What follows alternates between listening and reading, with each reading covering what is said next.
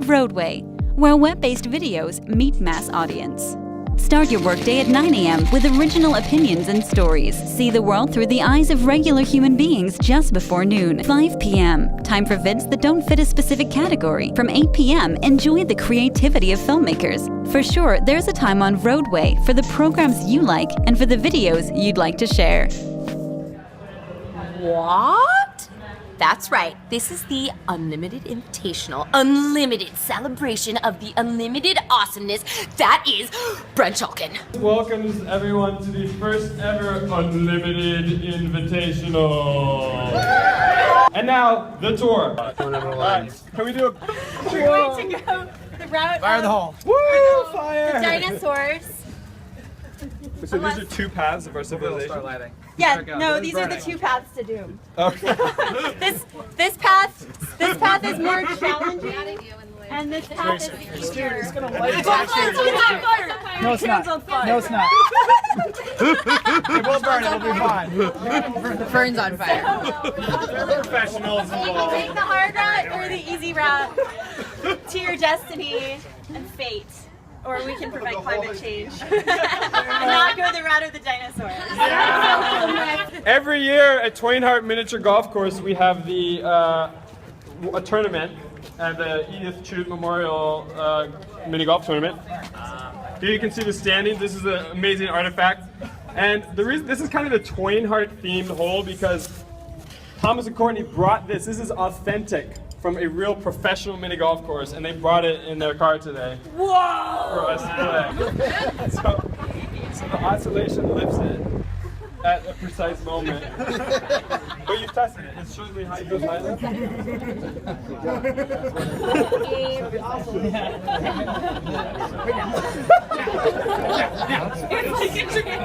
It's very close. All right, good luck. The nunchuck ninja lion hole. Basically, up into the lion's mouth, around, putt through, avoid the swinging nunchucks. Okay, this is the lightning hole. At first glance, it looks pretty difficult. There are some shortcuts. It has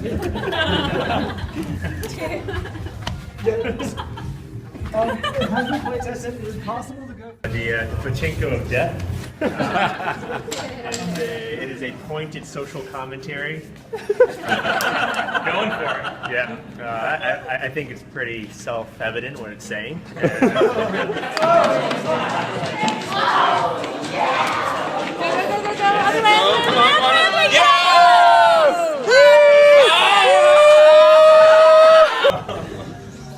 This was, or still is, the internet. Series of tubes. You'll see to your left, wireless, nice and easy. To your right, it's just a mess. You got a GeoCities, how to build GeoCities website, MySpace for dummies, a bunch of wires. There's a fax machine. Whoa! For use in the home. Very relevant is this. Dogs and kittens? Yeah, we got dogs. Well, whatever you can find around. There's an AT&T too, and you just set it up and pop it right up there. Try not to scratch it, but you have to reuse this. Yo! I've tried to keep it as PG as possible. If you don't know what a glory hole is, I'm not going to tell you. But basically, you put your stick in here.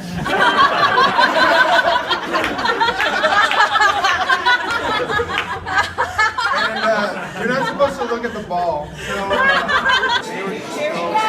Okay.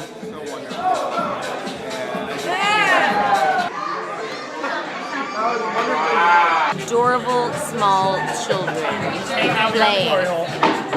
Just Small children hanging out behind the glory. Just But this guy's just got these creepy gloves. And so you just need to, when you put the ball here, and when you tee up, you just like do that. And you like hit it between. So lots of these are really hard, and I thought there should be an easy hole. Oh! Oh! That's awesome! Yeah!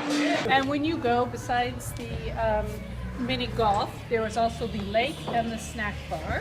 Which is the lake? Just the blue? The blue. Water. Yes. Oh, and you didn't see the rock on the lake?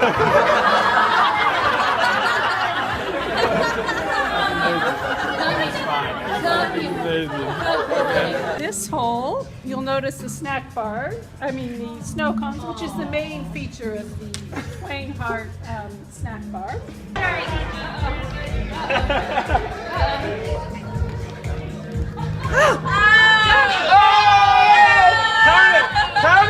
Count it, that's one! That was sick! That was so funny. That was so funny. How did it pop out? Good, dude. I don't know how that stayed in. You should be able to make this in one. So you go through here. You can either go across here, but you have to hit this little bump, or you can go through here, and then you come up through here, and it will drop in the hole. We call this Norman D. Rockwell celebration.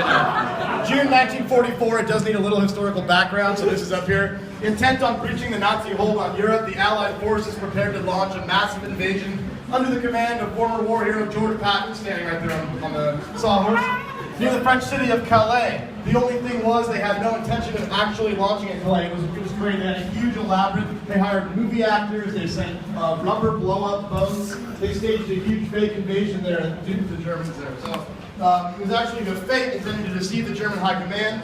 The real invasion was in fact going to take place several miles to the southwest at a little place called Normandy. So the objective is to hit your ball off the gray block at Calais before finally climbing the beach at Normandy, securing the German defenses, and successfully completing your D-Day mission. Welcome to the rhythm of your unlimited mind.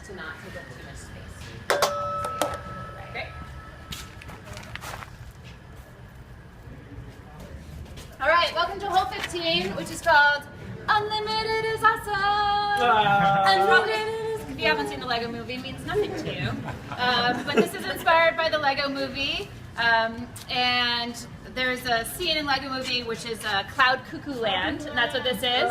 So there's the way you get to Cloud Cuckoo Land is by going up this rainbow here.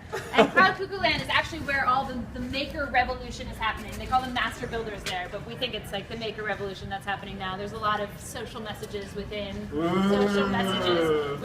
Lego movie. We also didn't use any virgin materials in the making of this hole. You might be asking, what about the aluminum foil? Yeah, recycled aluminum foil. Refillable markers. Every moment was considered. Unlimited is awesome! This is just really the best birthday ever. Can you say why? Because everyone really committed and knew that you and Brent are people that are true to your word, and when you say you want to do something and wanted to create something for people to love, that you'll do it. So they just wanted to join in. They didn't have to do it themselves. They were just joining your energy of creativity and construction. So thank you to all of you.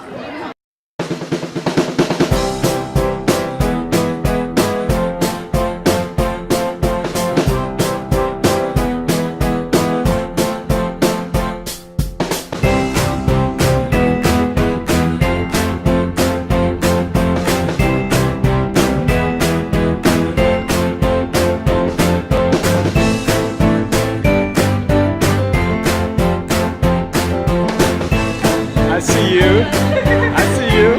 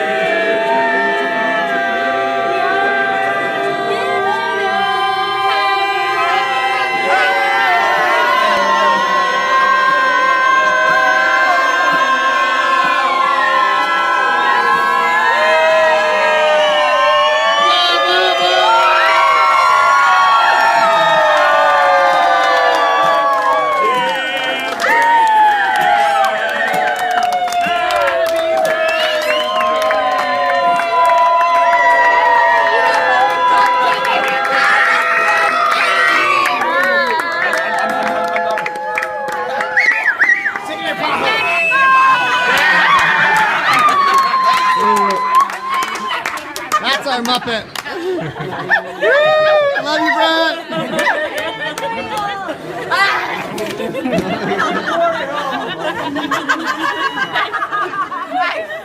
That was a close call. vRoadway, where web-based videos meet mass audience. It's Booty Quake here with a gentle and uplifting workout from roller derby athletics. Hey everyone, I am coming to you from gorgeous and sunny Perth, Australia. This is such an amazing city. I'm up here in Kings Park, which is a park larger than Central Park in New York City. It's absolutely gorgeous and it has this beautiful cliff view over the city, and I can't wait to do a workout here because I've been doing a lot of traveling recently, especially on long airplane flights. I managed to get sick this past week, so I've been a little under the weather and not doing my normal workouts. So it inspired me actually to create a workout that would be the perfect thing to do on a rest day, but when you just feel like kind of moving about a little bit, or when you're not feeling super great but you want to get in a little workout, or maybe when you're coming back from a long period off, you've been sick or you've been injured and you're starting back up with your fitness.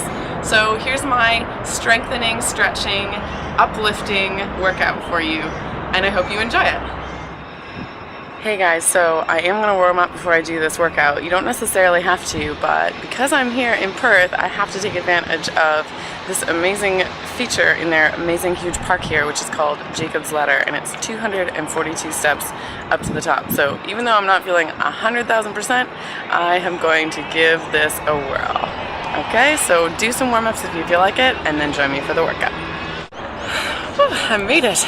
And there's a sweet payoff at the top because there's this amazing view out here. So anyways, I'm very warm and I'm ready to do my workout now. So here we go. Start with your weight in your heels and then send your hips backwards as you hinge at the waist and lean forward with a flat back 5 times. On the 5th time, you're going to go down into a flat back and then raise your hands up overhead with a big deep breath. Reach up to the sky. And then come back down and do that 5 more times.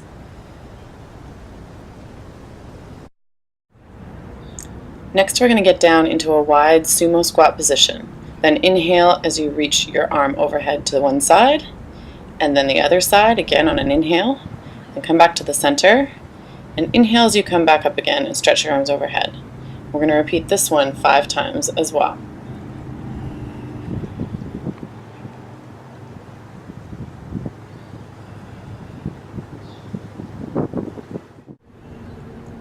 For this next sequence, start with your feet together, come down into a flat back squat, then reach one foot back into a lunge. Hands together in front of you, and then twist to one side. Then return to that squat, nice and deep, and stretch up overhead again with a big inhale. Then repeat it with the other side.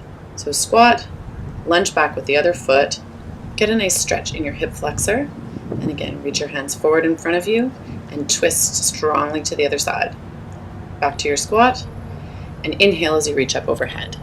We're going to repeat this one 5 times on each leg.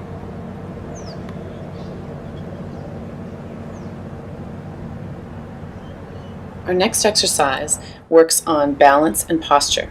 So starting from a tabletop position, you reach out with your opposite arm and opposite leg. You want to keep your torso and hips very, very still while you do this. So don't let your hips and shoulders drop or shift from side to side, especially as you're changing positions. Do this one for 20 reps, alternating sides. Before we get into our next exercise, we're going to warm up our glutes and hamstrings with some simple bridging up and down. With each one of these movements, you're going to do this 5 times. You want to squeeze your glutes and your abs first before you lift up. Then roll slowly back down. Once you've done your 5 reps, then we're ready to move into the bridge march. Just like the last exercise, your focus here should be keeping your hips as still as possible, keeping your core nice and engaged, squeezing your glutes. You're going to do this one 20 steps. Next, we've got a push-up sequence. So you'll do a push-up, bring your one foot through to a side plank, lift your arm up overhead, look at the sun, come back down into a push-up, and do it again on the other side. So we're going to do this one for 10 push-ups, which means a side plank 5 times on each side. And the last exercise in the sequence is a bicycle sit-up. So aim for 45 degrees with your outstretched foot, stretch your foot away from you strongly, and get a solid twist with your upper body. If you're feeling really strong and if you don't have any lower back issues, then you can bring your feet closer to the ground when they're outstretched, like I'm showing here. You'll do this exercise for 20 reps as well, so that's 10 twists to each side. And once you've finished, you're going to repeat the entire sequence over one more time. Okay, so now that you've done the meat of the workout, I want you to push yourself just a little bit. So we're going to do a little challenge at the end here. It's a starfish plank. So it's a side plank, and you lift one foot and or your arm while you do the plank. So I'm going to show you the progressions, and I want you to push yourself, try something that will challenge you, pick a level to do, and then time yourself and see how long you can hold it for on each side. Okay, give it your best shot. The simplest way to start is from your elbow. Stack your feet and then put your hand on your hip. So this is the first level. Now to make it more difficult, you can go up onto your hand so that you have an outstretched supporting arm. This makes it quite a bit tougher. Then the next step is to try to lift your top foot. This is the next level of progression, and then if you're ready, you can lift your hand as well. Now, as I'm going to show you on the other side, you can do the other progressions, lifting your hand and your foot, from the elbow as well. So especially if you have wrist issues, this is a good option. And there you have it. I hope you found this workout relaxing but invigorating, and I hope you pushed yourself a little bit on those star planks. Coming to you from the very relaxing and invigorating Perth, Australia, I'm Booty Quake. I just kicked your ass, now you can go kick somebody else's. See you next time. Or maybe it's just there's bugs on me. vRoadway, where web-based videos meet mass audience.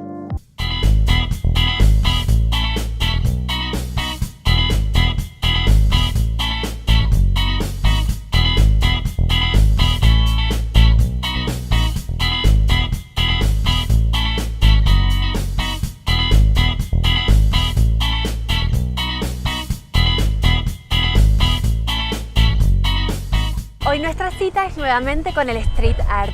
Hoy vamos a documentar cómo un proyecto callejero comienza. Vengan conmigo.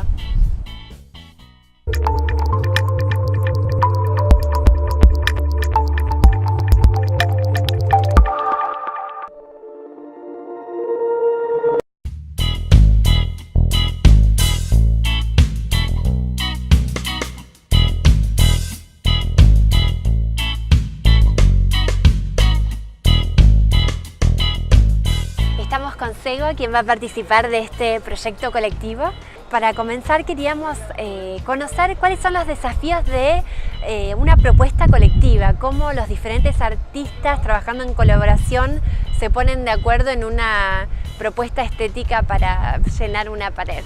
Conocemos nuestra obra, nuestra gráfica y todo eso, y eso permite que nos demos la oportunidad de hacer colaboraciones también para improvisar un poco, pero dentro de la improvisación tener cosas claras y propuestas, ¿no? Es un poco como estar compartiendo ideas de qué manera podemos tener un impacto visual y también de la idea en general, porque pues sí tiene un trasfondo, cada artista manejamos temáticas diferentes. ¿Cómo se integra la propuesta estética de diferentes artistas? Creo que es la parte más difícil, trabajar con alguien, sobre todo que yo soy muy rígido y hay gente como que hace mucho freestyle, entonces es una energía muy diferente.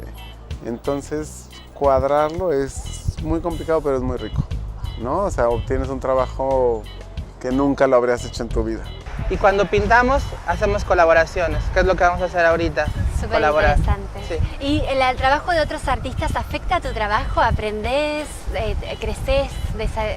¿Cómo es ese proceso? Yo creo que en ese sentido el proceso creativo es un poco así, o sea, si te mantienes abierto como a cosas, vas creciendo, te vas enriqueciendo, y de todo, del cine, de la música, o sea, no necesariamente nada más del mundo del arte o del graffiti, sino yo creo que de todo, hay que estar abierto a cualquier cosa.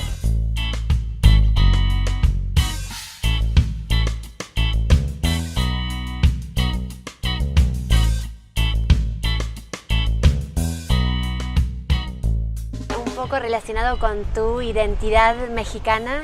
Uno relaciona mucho el arte mexicano al muralismo y cuando claro. trabajas en la calle o en grandes murales, necesariamente o quizás uno hace esa asociación. Claro. Y me gustaría saber cómo dialogás con esa tradición. Si hay elementos que te apropias, como por ejemplo la intención de educar, claro. y las técnicas, los grandes espacios, y cómo te diferencias a la vez, porque Claro. también es otra, Sí, yo es otra entiendo. tradición. Pues es bien interesante y la verdad sí conozco bastante del tema en cuanto a que, por ejemplo, los muralistas llegaron a usar más de 250 técnicas para pintar, ¿no? Y eso de alguna manera está bien y lo valoramos y lo respetamos. Ya hablo como en general, como en plural, porque pues de alguna manera somos como un grupo de gente que estamos haciendo cosas. Pero hay que tener en cuenta que también manejamos como otra época en la que crecimos, nos desarrollamos. También ellos tomaban mucho tiempo para hacer sus muros, ¿no? Eran proyectos muy grandes. Y lo que nosotros hacemos también es como un reflejo de la velocidad en la que se vive ahora en las ciudades y en muchas partes del mundo. O sea, es como más espontáneo, las temáticas son diferentes, pero también a mí me enorgullece mucho como tener esa historia que de alguna manera uno trae y podemos hablar de ello, pero también uno genera ya como su propia propuesta, y es eso, o sea, de alguna manera hay que aprender del pasado para hacer cosas diferentes y plantearlas.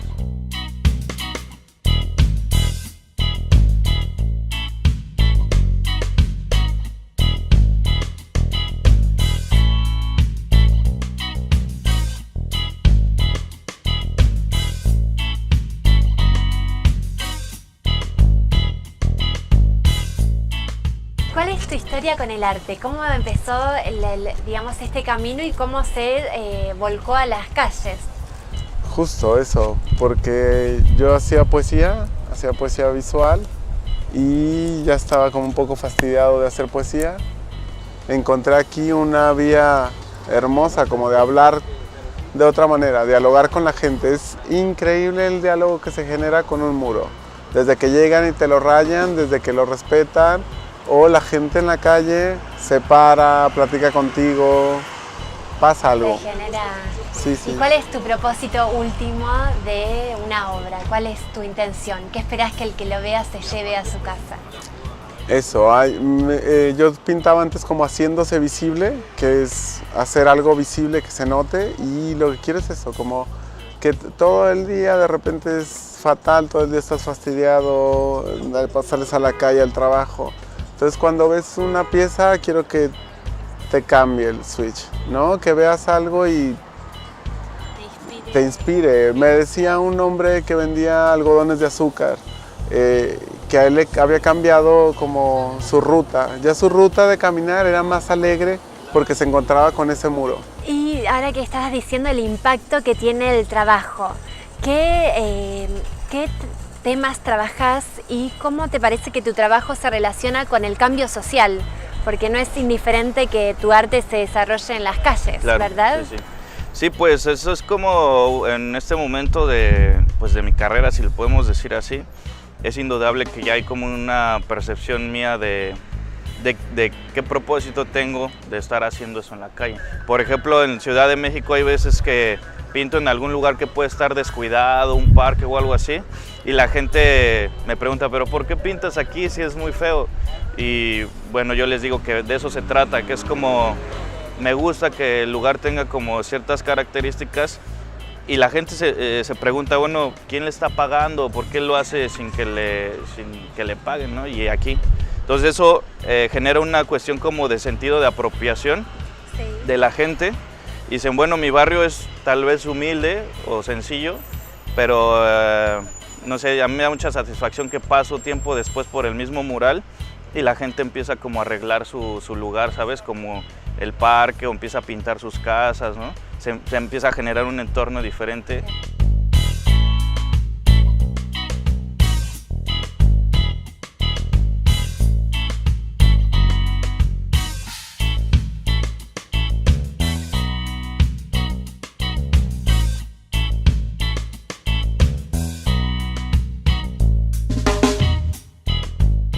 ¿Y cuál es la técnica que te identifica a vos como artista callejero?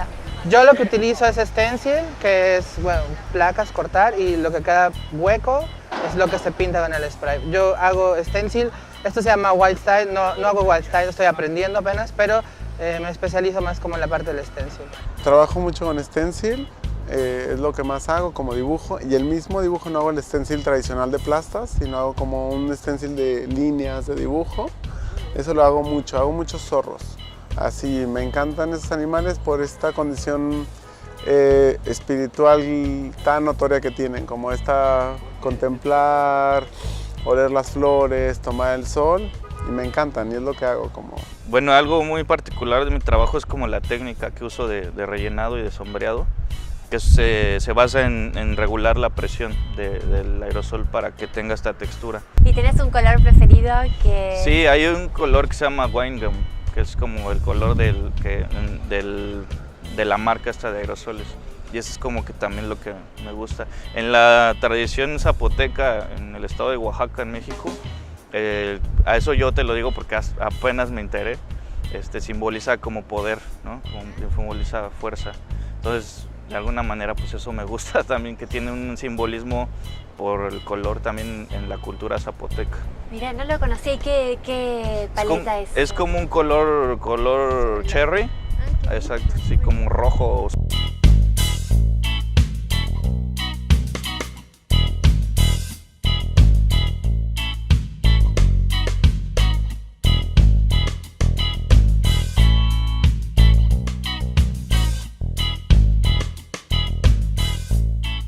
Así terminamos nuestra cita de hoy. Nos volvemos a ver el próximo jueves y no olvides suscribirte a Cosmoarte TV. Chau, chau.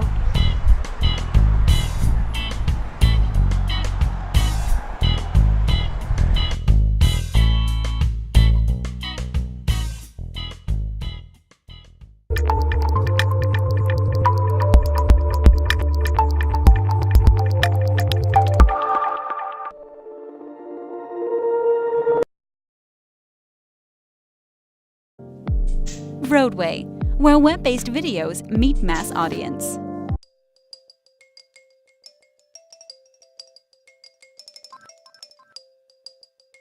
Hi. How are you doing today? My name is Casper, an interactive personal robot, developed in partnership by the Autonomous Systems and Biomechatronics Lab at the University of Toronto and Crossway. I can be useful for many different tasks around the home. My primary goal is to assist people with cognitive impairments, like Alzheimer's disease. One of the first things I can help with is regular kitchen activities like preparing meals, and storing and retrieving food items in the cabinets and fridge. I can help older adults choose a recipe, and prepare either breakfast, lunch, or dinner. I provide them with cognitive assistance as well as increased accessibility, so that they can live independently in their own homes. My favorite food is pizza. It's delicious.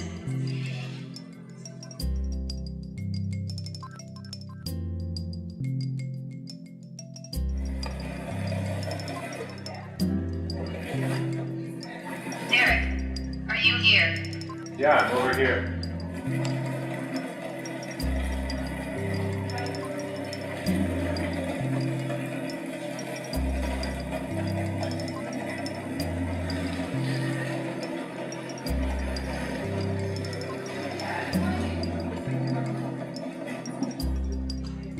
Hello, Derek. It is time for lunch. Let's go to the kitchen to prepare something together. Okay, Casper.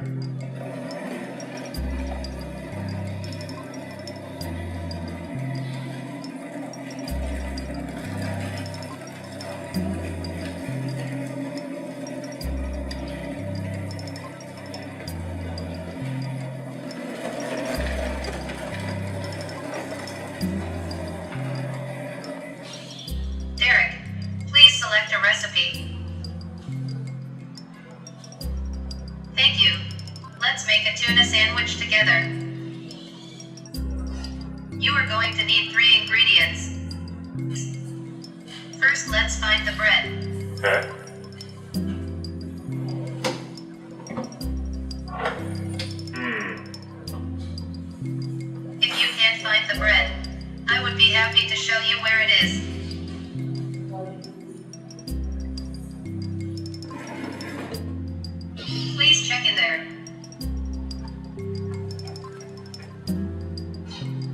bread, the tuna, and the mayonnaise. If you have all the required ingredients, we can start preparing your tuna sandwich. Press the video to the next step. Open the can of tuna by pulling the tab.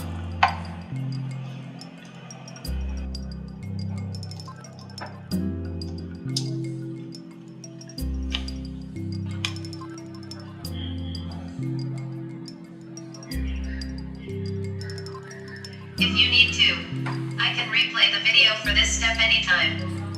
Or tap next to go to the next step.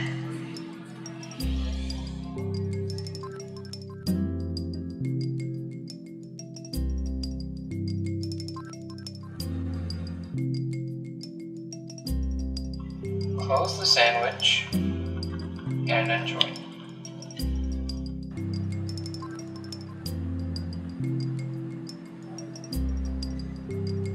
We are finished making the sandwich. It looks very delicious. Please enjoy your meal at the table.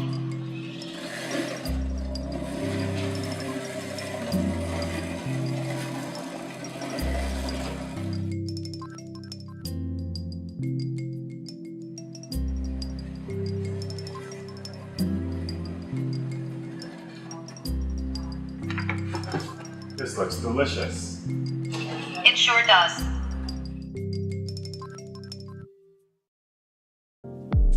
vRoadway, where web-based videos meet mass audience.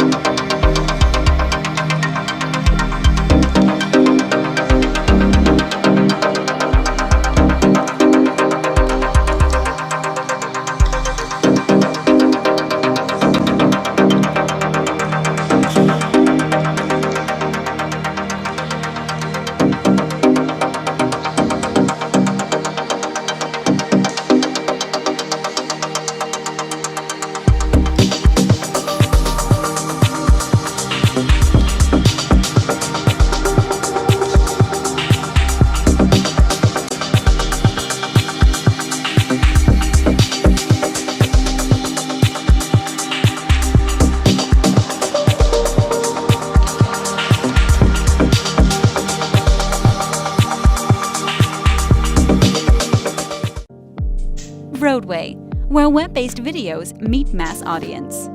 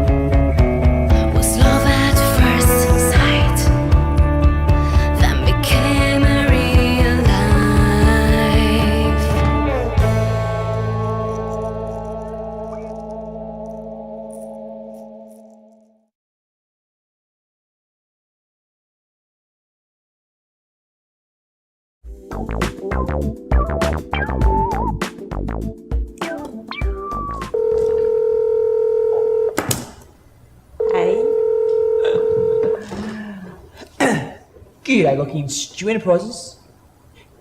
Yep. Nah. No. I'm glad you called. Yeah. Oh, no worries. It's the least I could do, mate. Yeah. Yep. Not if I see you first. Tell him I said hi. Yeah. Stu says hi. Yeah. Catch ya. Later. Yeah. Anytime. Yep. Okay. Thanks for your call. Ciao now. Anytime. Okay. Who is that? Wrong number.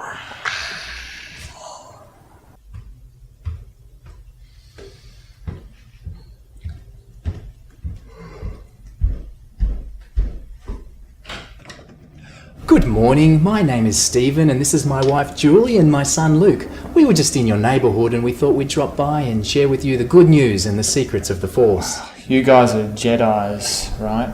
Yes we are, sir, and we'd like to share with you the secrets of the universe. No, I'm sick of you people coming around here all the time trying to convert everyone to your crazy religion. You sure you just wouldn't like one of our DVDs? Look, I'm a Trekkie. I was raised a Trekkie and I don't believe in the Force. So take your lightsaber and jam it up your...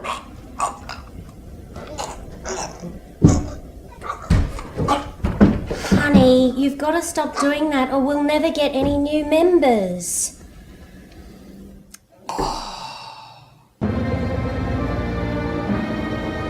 In a city ravaged by crime, drugs and prostitution, one man has decided to dress in tight spandex and wear a silly hat.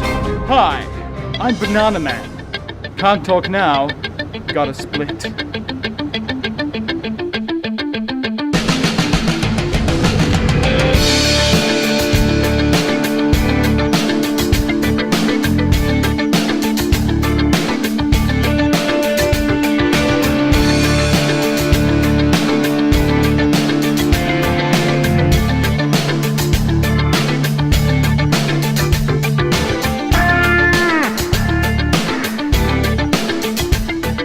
Banana Man.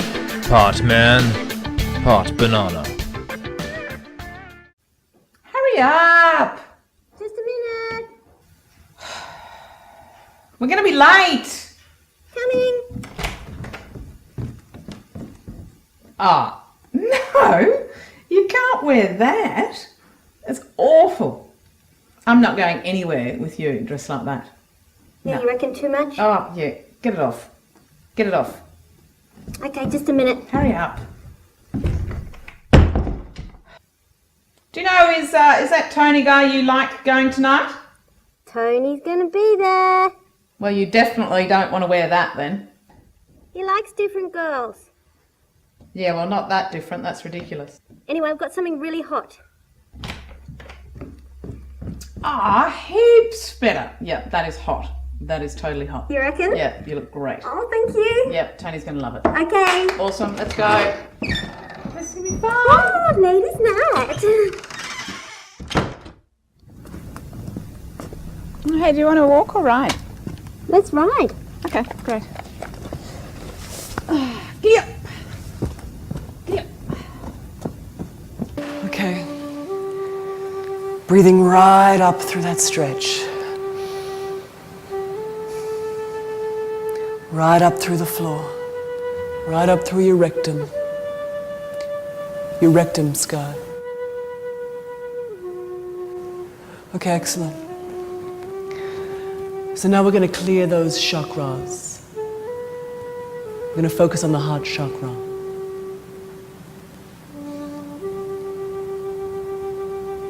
The heart chakra, Sky. Okay, I'm not feeling any love. I should be overwhelmed with love and I'm just not getting it. That's better. Okay, we're going to take that energy,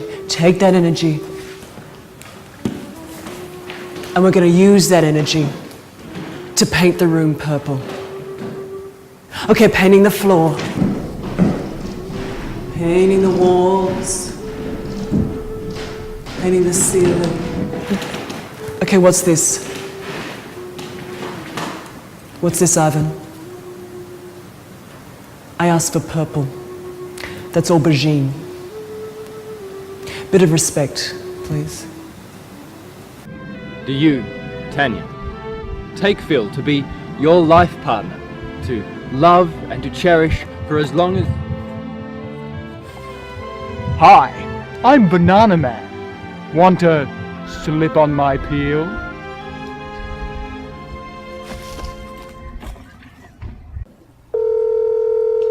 Oh, eh? What time is it? Busy o'clock. Eh? Hey, Lemmy. Yeah. Lemmy. Sure. Allow et moi. Yeah, okay. G'day, Lockie and Stu Enterprises. Speaking. They want to speak to the boss. What do you mean you're the boss? Excuse me. Look, I don't make the rules. Yeah, I know. Look, I don't make the rules. Yeah, I know. Yeah. So what do you say when you answer the phone? G'day, Lockie and Stu Enterprises. Yeah. Lockie's first. Yeah, that doesn't mean anything. Yeah, but he does. Yeah, nah. Yeah, but he does. That doesn't mean anything. Yeah, but he does. Because Alpha, numerically, what does Lockie start with? Oh. Yeah. Oh. And what letter? Yeah. Oh. What does Stu start with? C. No, it's S. Yeah, that's what I said. Yeah. Yeah, so it's Lockie first and Stu second. Aaron. Huh? Aaron. Is my middle name. From now on, call me Aaron. All right, Aaron. Yeah. So when you answer the phone, what do you say? Oh, g'day, Aaron and Lockie Enterprises. Aardvark is my middle name. From now on, call me Aardvark. G'day, Aardvark and Aaron Enterprises. Wrong number.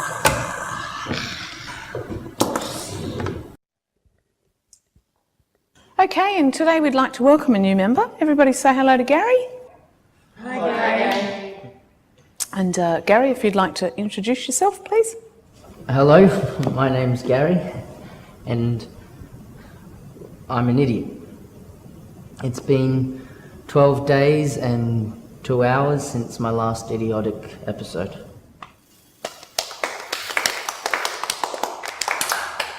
Well done, Gary. And can you tell us what happened? Well, I was in a coffee shop and suddenly I stood up and started shouting, "Tomato, tomato, tomato!" For no good reason. I just thought it'd be funny. And was it? No. It wasn't.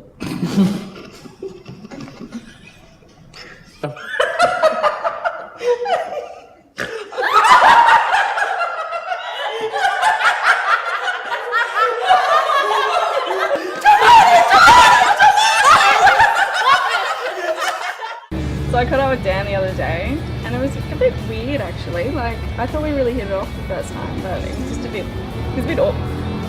Hi, I'm Banana Man. Do you find me appealing?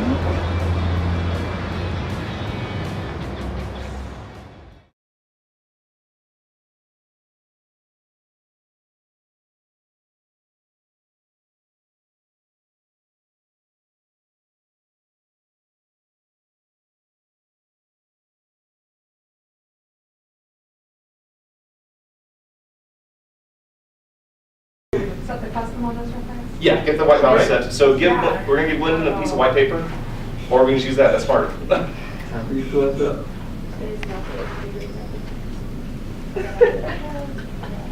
though it has like the lights in it. It should be fine. Good, as long as the print is filled with white, we should be good. Get this last one. Let me get this last one set, because this is gonna be one more like blowing on them. Oh! Then you like, should this be white? There we go. Okay, there you go. Is that your new one? Come on. It's all fun games. You're staring at him with it. Oh. You have Google. You can put the Google. I know, I was just thinking that. Do a tattoo. You put your tattoo in the wrong place. I got you. You can have like a Tony Stark, like. We can make one. We can make a template. We can paint one. And then you can just get an iron on. Face paper.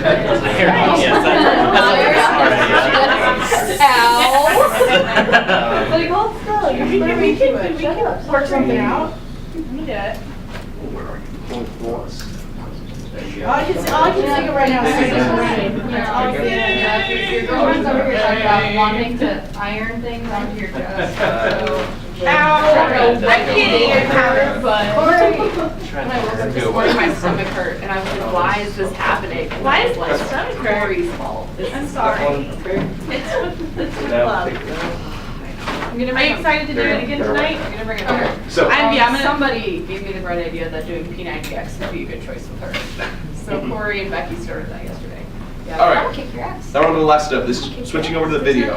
Now, one condition that you have with video that you can't, that's a little different from film, is that your shutter speed is much more restricted for the sole purpose of keeping from having jittering in the image.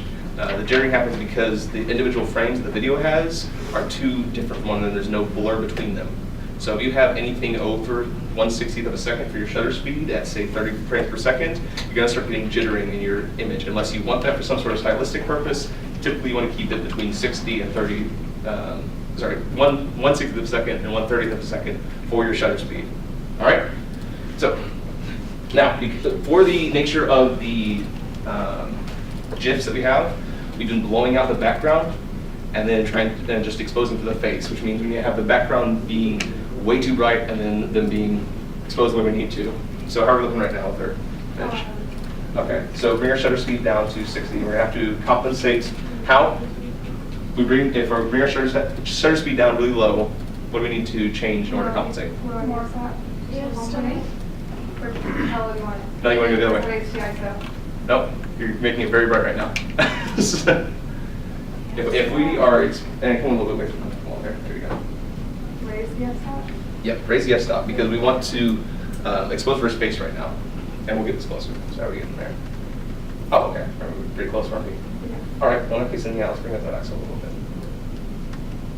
All right. So we got a little bit of shadow on his face. So still here. No. Okay, that's a bit higher. Wow, I just got All right. I know. There we go. We're just about this morning. Just about there. Everybody. I slept too much. I slept well. I didn't sleep too much. I slept really well. It's very true. Don't ever call him every I literally had to sleep bot. So we have a happy accident here. Our wonderful background light is actually taking care of the fill on it for us, which means we can use this for our key light, making the face on him much cleaner and much nicer looking. So we have a little bit of harsh shadows on now. And sorry, Glenn, you're ugly. Nice, clean, even light. All right.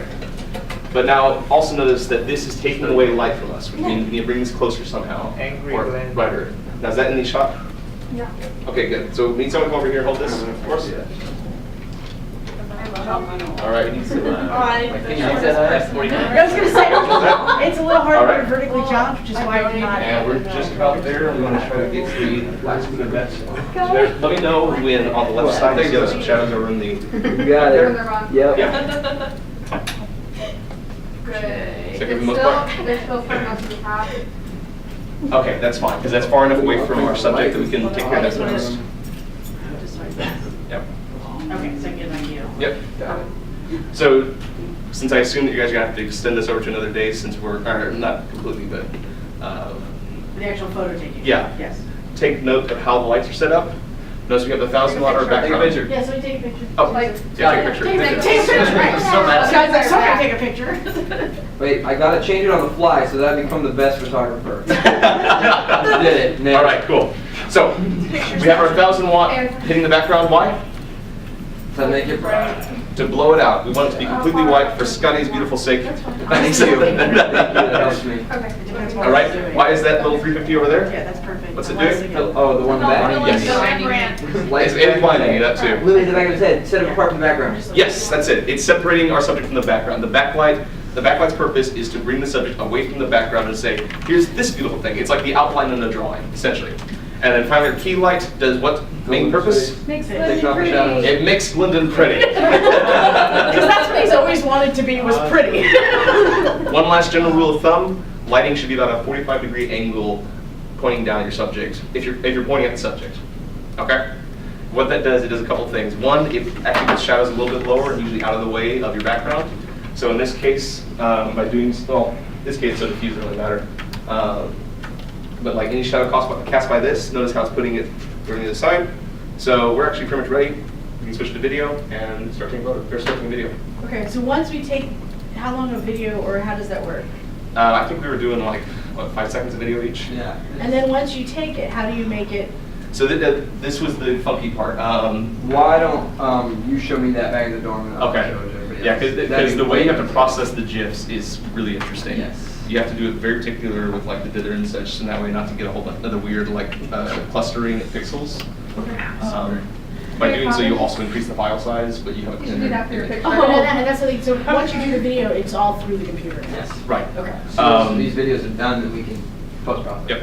With your motions, And try to keep you'll them simple show and all of us. repeatable. Okay. So if you want to wave, keep everything still and do that, so that way your face stays generally in the same area, so that way when you loop it, it doesn't look like it's bouncing back to the same point. All right? Cool. Any questions? I know I spoke really fast and covered like 3 months of material in 30 minutes. Can I do my GIF? Can I have my camera for my GIF? Yeah, okay, good. So you need your card? I'm gonna just have it in my hand for my GIF. So, you know, that's what I want. Oh, gotcha.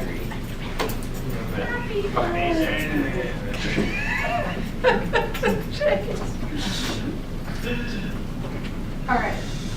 So, I guess we should start. What are you gonna do for yours? Do you already figure it out? Because I have mine figured out. Roadway, where web-based videos meet mass audience. Start your workday at 9 a.m. with original opinions and stories. See the world through the eyes of regular human beings just before noon. 5 p.m. Time for vids that don't fit a specific category. From 8 p.m. enjoy the creativity of filmmakers. For sure, there's a time on Roadway for the programs you like and for the videos you'd like to share.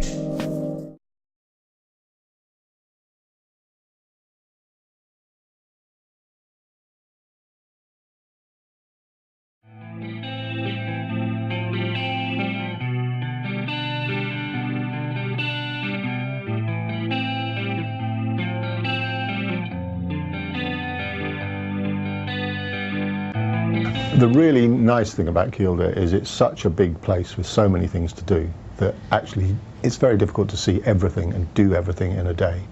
So we find a lot of people will either stay longer than that and use the time to explore further, or quite often they'll simply think, well, I've just got to come back to this place because it's so fantastic and I haven't managed to see all these other things that I can see exist out there somewhere or other. So we do get a huge number of repeat visitors and also people that are staying kind of more than a day.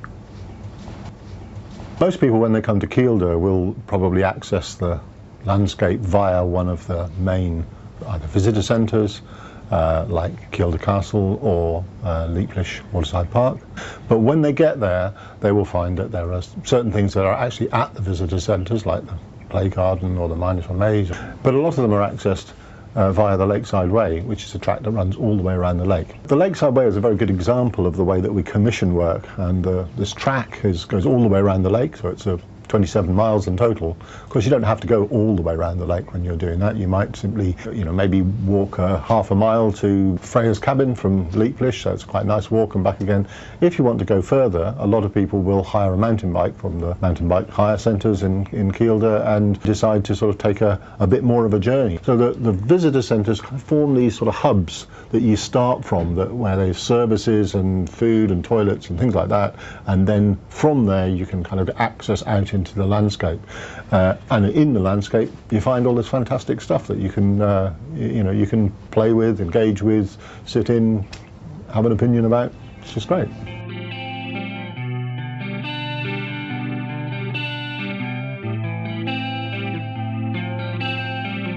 The Art and Architecture program started in 1994. When it first started, it wasn't an art and architecture program, it was a sculpture in the environment program.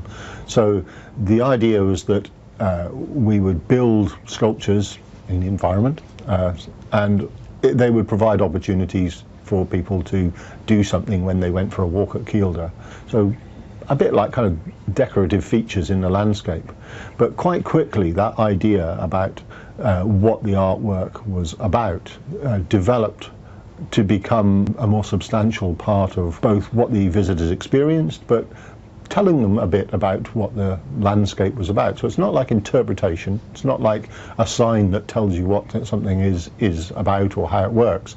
It's something that is a reflection on the landscape. It's an artist's response to the landscape. So a good example of that might be the wave chamber, which is on the Belling, and when you get there, the artist has created a structure where it isolates a particular experience of Kielder, a particular experience that that artist really liked, which was the way the light bounced off the water. And he's isolated it within this little chamber, and when you go in there, you see this projected on the floor. So the artwork itself is a sculpture, but actually it's also a sculpture that is engaging you very directly with Kielder, and that's a common thread right throughout the art at Kielder. It's work that wouldn't happen somewhere else. It's always about something to do with the environment.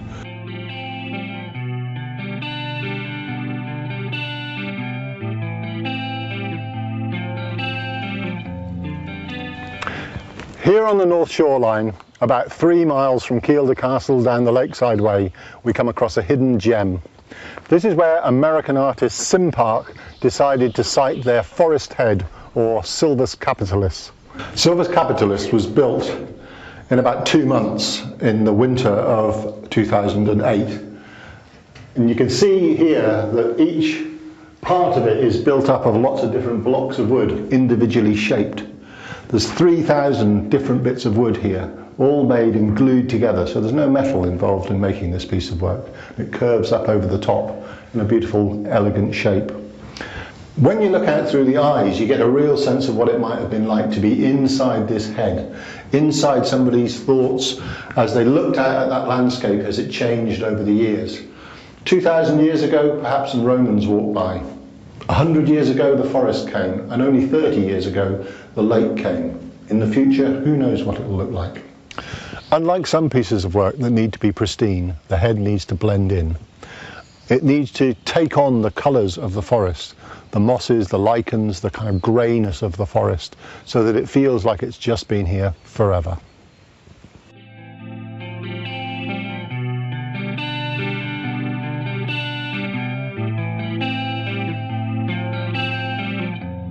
Here we are at Kielder Castle Visitor Centre.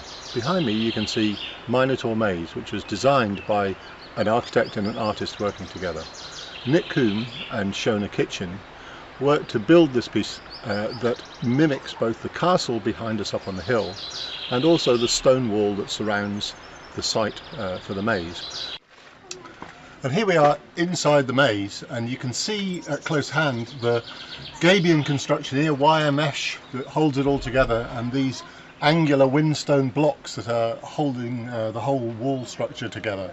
You can also see behind me the glass which has come out of old glass kilns, and when it comes out it's been heated up and cooled down, heated up and cooled down so much that it comes out and it forms these strange kind of lumps of green glass that is very, very similar in their texture and shape of the windstone itself.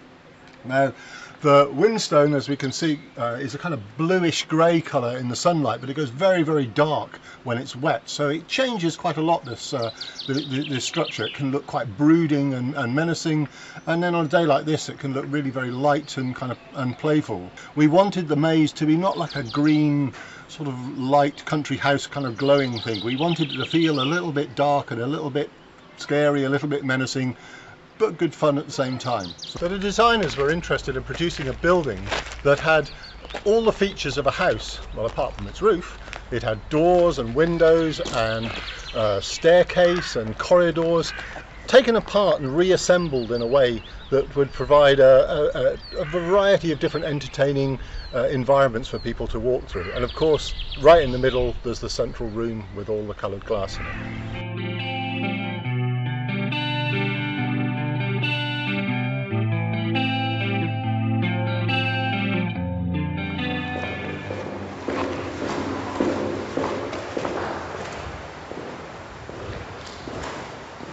Here we are in the Kielder Sky Space.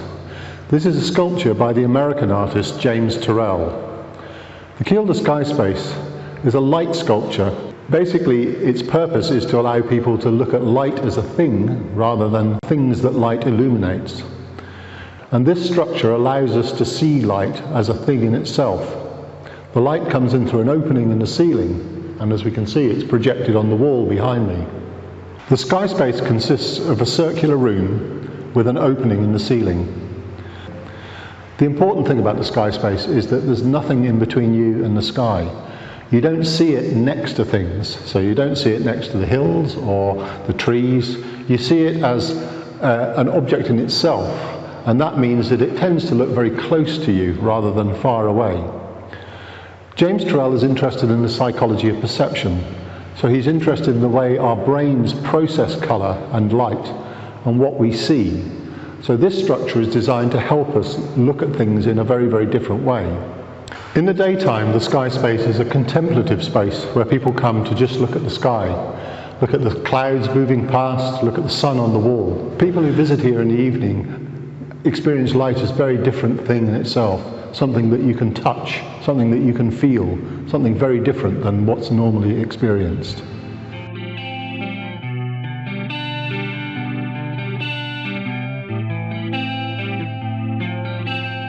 Robin and Freya are two cabins that sit on either side of the lake. This is Freya's cabin. It's on the south side of the lake, quite near Leaplish, and it looks across the lake to Robin's hut, which is about a mile away on the other side of the lake. They were designed by the architect Studio Weave, and Freya's cabin here is a very special structure, a very complicated structure that's made a bit like a flower press. It's got 200 separate sections to it that represent the inside of a forest, and foxgloves and golden tears on the outside of the building. And it's part of a fairy story that the architects wrote, having visited Kielder for the first time. In the story that Studio Weave wrote about Freya and Robin, Freya, who lives on the south side of the lake, builds a very delicate and very beautiful building to entice Robin across the lake. She gathers things from the forest, like branches and leaves and foxgloves, and she puts them together to make a rather beautiful cabin that we're sitting in now. When that doesn't work, she cries golden tears all over the outside of the building, which makes it shine like the sun, and that finally manages to get his attention. So eventually they meet and go off on their adventures, and what gets left behind are two structures: Freya's cabin, where we're sitting now, and Robin's hut on the other side of the lake. So here we are, waiting for Robin and Freya to return. But while we do that, perhaps you'd like to make up your own stories while you're sitting looking out over the wide expanse of Kielder water in the distance.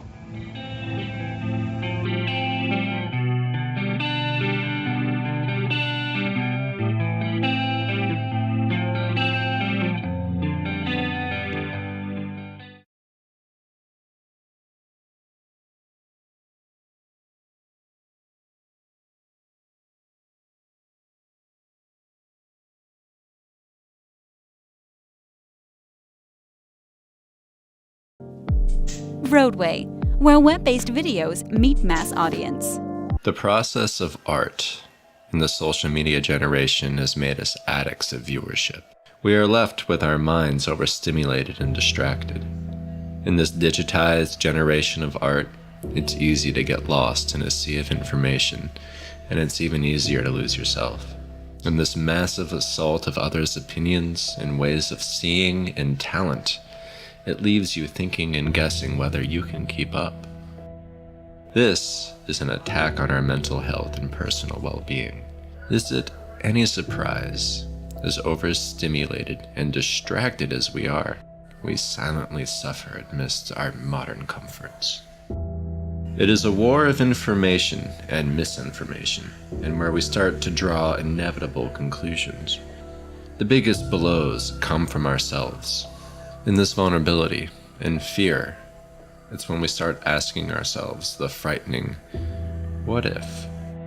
What happens if I take responsibility I am for my afraid of creation? not being able to do Look at creative me. work for a Do living. not look at me. I'll never I be fear as good as I reality. used to be. I fear mundanity. I am misunderstood. terrified. I don't How explain much must I myself well. lose? Words I love get you. jumbled. Trying to find thoughts crash myself together. in my work. Deep down, artists who share their work thrive on its audience's attention.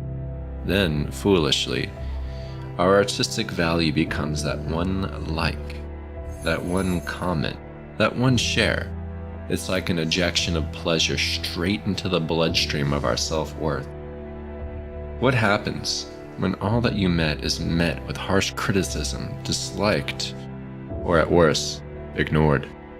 We want people to appreciate our art because we equate ourselves to our art. But when this security blanket is ripped from us, we become stuck in our own heads, questioning our art and our own validation and self-worth. These self-berating thoughts come with a defeatist attitude and bring only one conclusion. My art is not good enough. It never will be, since I am the maker of my art. I am not good enough. This is a vicious downward spiral that eats us alive. It continues to gnaw at our resolve till it is bone, and it is the worst thing we can do to ourselves. Listen, it doesn't have to be this way. It doesn't have to be defeat. There is no easy answer that could be found in any top 10 list of any website. Every artist has a different path. Ironically, the toughest part of making art isn't the art. It's the mental hurdles, one after another. And we go through them till we stand back and see the work that we've created standing before us. All the ups and downs, success and failure, it melts away in that moment, even if it's just for the briefest of seconds. We have to find an acceptance of reality, but a desire to test it. Accepting that not everyone is going to like or be committed to anything you produce. Accepting that failure is what causes us to fear our own art-making process. But it's also what pushes us. It's that fear that makes us better. Just breathe. Follow There's the something way. of me. I add some Maybe nothing describe to it. it. Thought-provoking. Find the line structure you like to the work best out. and make it real. We've all heard others say that making art is hard, and it fucking is. And you will fuck up along the way. You will have failures. Failure, and its resulting resilience, is the largest stepping stone to your path of success. Stop looking at the work of others as a sign of defeat and taking others' opinions as validation, but also focus on how to move forward, wherever that is. Unify with other artistic minds, and know that if you create, you are part of a bloodline that shows the world the universe's reflections. Really, at the end of the day, it's all words and bullshit.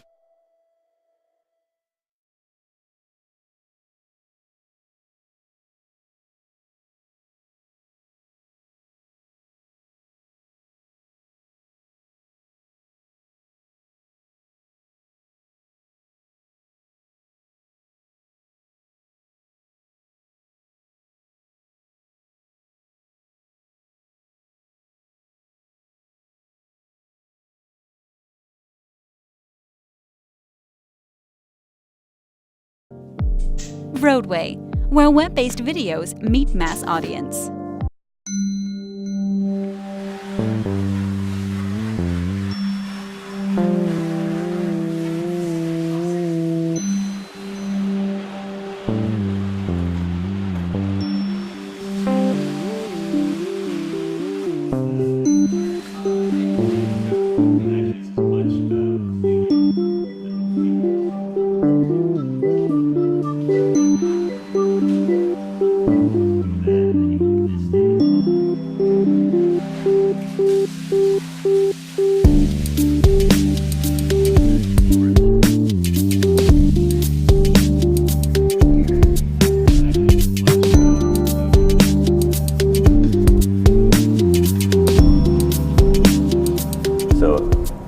I think we can clean the table off and start. I want to get this one going, for better or worse. I was offered the fellowship. What was it? Yeah, fellowship. Fellowship, which gave me a certain number of days to work in this media, and so first I had to overcome my bias to not thinking that I liked. You know, the idea of paper making was kind of a little artsy, rarefied to me until I came and saw how it was really done, and became much more of a physical process, much more akin to the way I work on sculpture.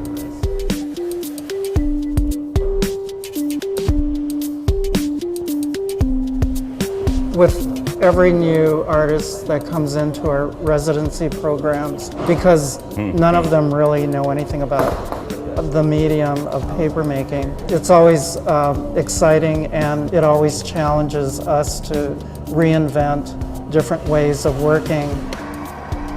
We're in Midtown Manhattan and we're an artist's workspace working with artists in the medium of hand paper making. So the idea and our mission is to really create innovative and unique works of art in the medium of hand paper making. We invite artists from all backgrounds to participate here. Our collaborative staff, our artistic collaborators, are very skilled in helping artists realize their vision in what really becomes a new visual language for them in our studio.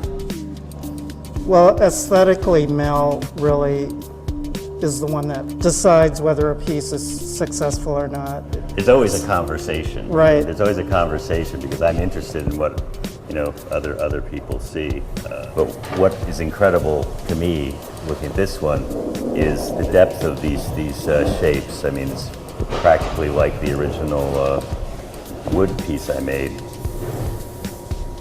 This is the part that developed with time, is I didn't know that I could possibly put these holes that deep into the paper without breaking it apart. And this particular one, even though I thought the paper was going to be too thin, really, I think it's particularly good. Does it seem deeper than usual? Yeah.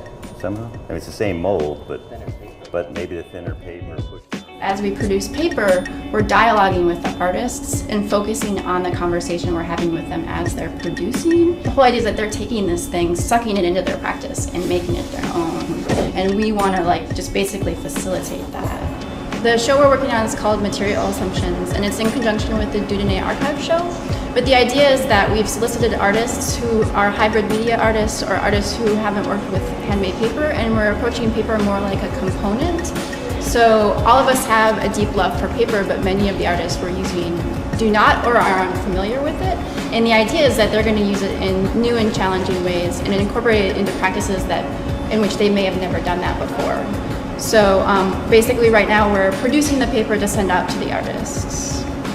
To think about paper as sort of a jumping off point as a material to be used is really interesting as a concept, and definitely one that we're using for our show. But I also think of it as its own medium. It has its own qualities, either with watermarking, pulp painting, or other more sculptural techniques. There is a strong relationship to materiality that I think students are very attracted to these days, and I think it has a lot to do with the hegemony of the digital world. We definitely see that in graphic design. Graphic designers in their 20s and 30s who are typographically very sophisticated are very interested in working with metal type, for example. I think there's something about the relationship of the hand, the eye, and the brain, and what is lost for creative people who are locked into a computer screen all day long is that missing element of the hand. You know, I always like to say that the opposable thumb evolved for something more than hitting a space bar. And that there's a really instinctive feeling, just feels good to get back in touch with your opposable thumb.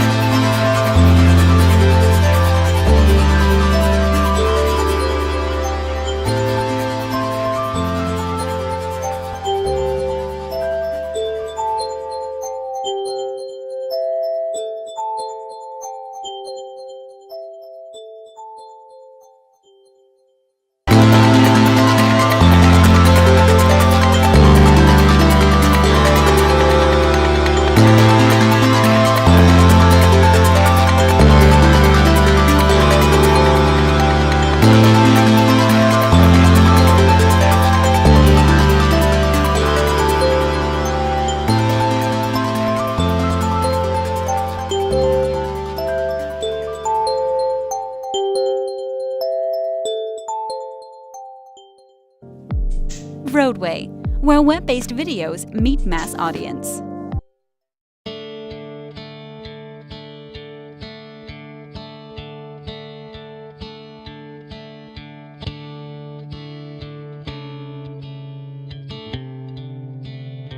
One does not have to be with me for very long before one senses my deep passion for the wilderness.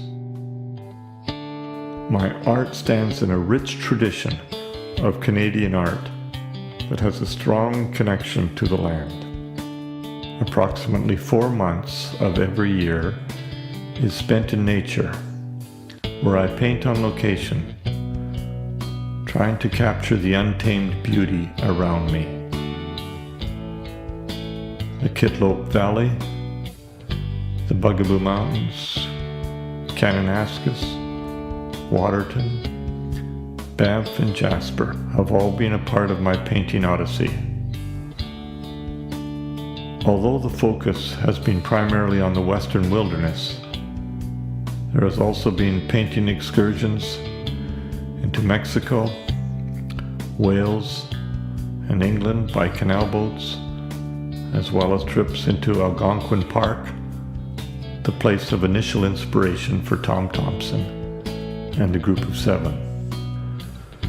I feel most at home in the wilderness, and I am passionate in my commitment to capture on canvas the elusive beauty that frequently lies hidden in isolated areas. We are losing the wilderness, not primarily through pollution or overpopulation, but first of all, because of our disinterest and neglect.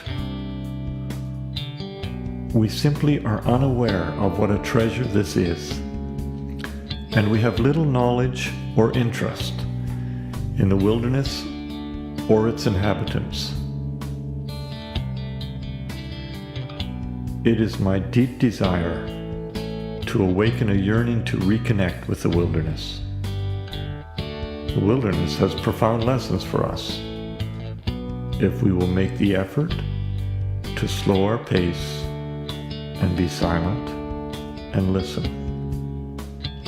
I tell people, just go into the wilderness and start to listen.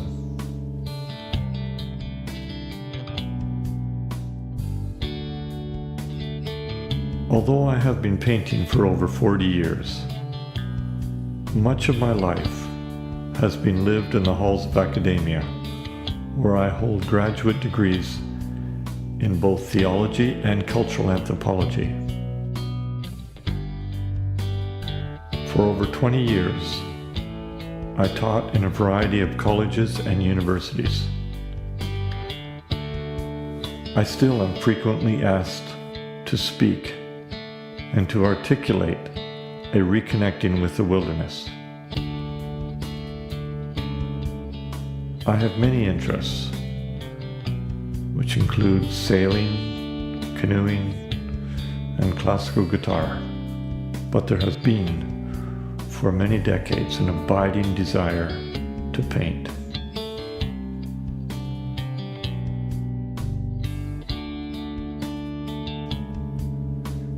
There is in my soul an intense urgency to paint, as if something terribly important needs to be communicated.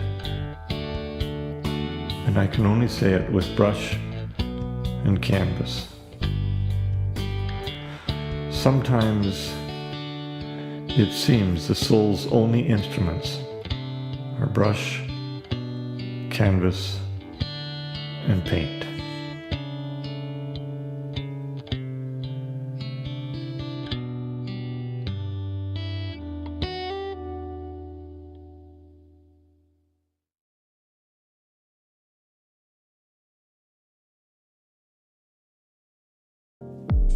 vRoadway, where web-based videos meet mass audience.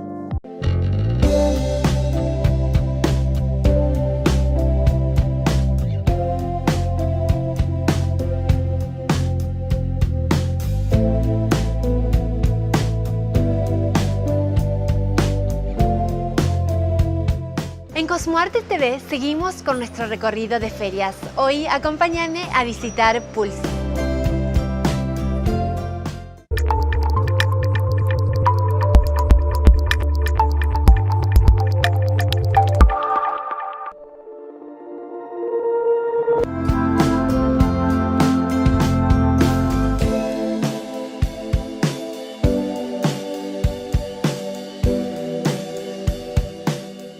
Helen, it's such a pleasure to be in Pulse again. Thank you so now much for coming. with your direction. And we're about to visit the fair, and we heard amazing things about what is happening this year. So could you tell us a little more about the idea of this year and some highlights you would like to talk with us? Yeah, absolutely. So this is the ninth year for Pulse New York. Very excited. I'm the new director. We have some fantastic projects. Chantel Martin has made this amazing mural over her booth. It's called You Are You, which is fabulous. And yeah, we have some wonderful projects here. That's fantastic. So we look forward to start visiting. Yeah, and come visit us in Miami for our 10-year celebration in December. Oh wow, yeah. we should be there. Very for the party. excited. Yeah, absolutely. You're invited, of course. Thank you so much. Thank you it was so a much. pleasure to talk with you.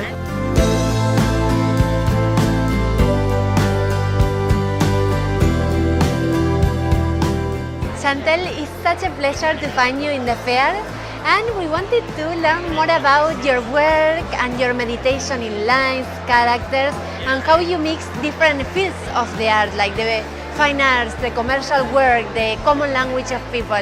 Yeah, I'm working in many different ways. So, one way that I work is, with these big pens and drawing on surfaces like walls and cars and shirts and people and clothes and sometimes faces. But I also do work, I collaborate with my grandmother. And so my grandmother is in her 80s and she lives in London. So I send her instructions and she sews them and sends them back to me. So that's another way that I've been working. And then I've also been doing, kind of sculptural light pieces. I teach at New York University and my class is called Drawing on Everything. Oh wow! Because so that's what I do, draw on everything. Is your house, all the walls in your house are drawn?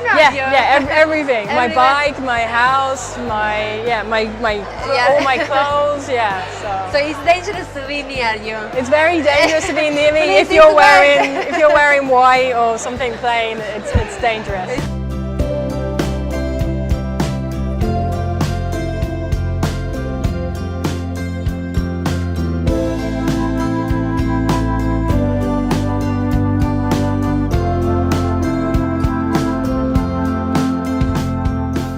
This is a piece by an American artist, Cynthia Constantina.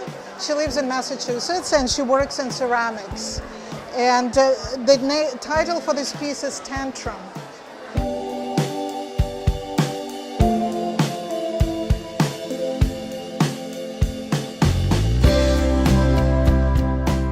His name is Simon Vega. He is from El Salvador. And the idea behind Simon Vega is two parts. One is the idea of sculptures that he creates based on found objects. The sculptures reference a lot of times the machinations and war tools that was used during the Cold War, and especially the role of Central America during the Cold War between the superpowers of USA and USSR. But in his mind, these are very serious subjects and he likes to treat it with somewhat of a humor. So he recreates these installations. In this case, it's a submarine, but it's all based on found objects that he finds wherever it is that he's creating the work. However, the work is very nicely tied with his architectural drawings and the renderings. So if you look over here, what you'll see is actually a drawing of a submarine, but the submarine also has a timeline that speaks of the history of the role of Central America, especially during the Cold War. So that's kind of why they're always tied in together. And you can also see the technique. So he's conceptual in his work and in his ideas, but then the drawings really reinforce the technique that he has. And then the second part of his work is the architectural drawings. And the architectural drawings are based on his imagination of what an ideal city or a Babylonian city or the loss of a Babylonian city would be. Because again, especially with ancient ruins, in the past it would be built on top of each other, but it would be protected with another kind of building, where now it's just being built on top of it and almost disappearing. So it's his commentary that it's disappearing, but he wished for it to be a certain way.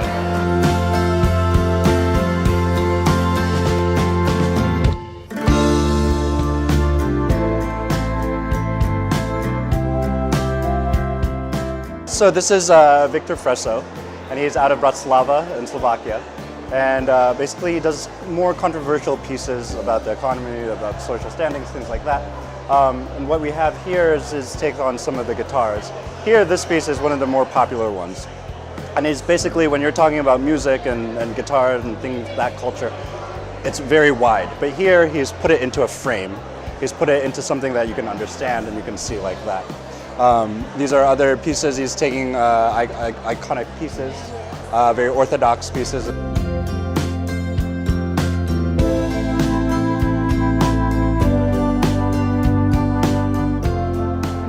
Is by Adolfo Doring, and he is an artist who had created a fake trailer.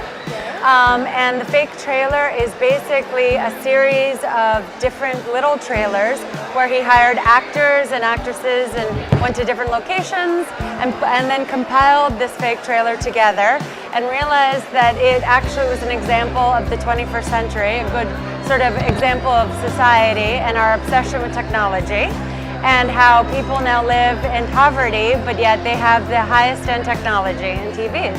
As you can see from the installation with the, that we're obsessed with our iPhones and iPads and everything else, but it doesn't matter what we're eating, what we're doing, as long as we have technology. Yeah. And also it's so loud, right, that it's almost disturbing. It is disturbing.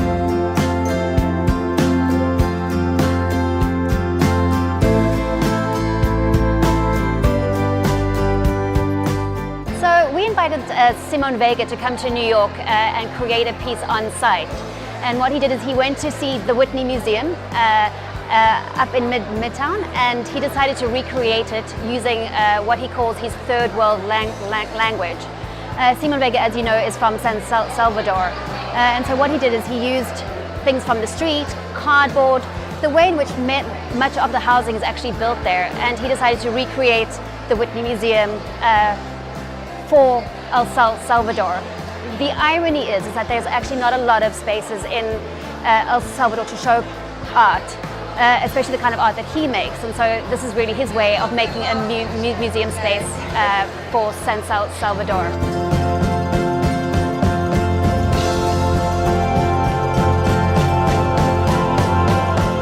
I work almost like a scientist, but not a real one.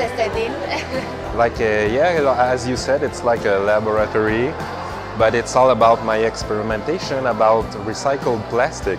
I work like only with recycled plastic that I photograph, I sculpt, rebuild something else with what I can find in a recycle bin.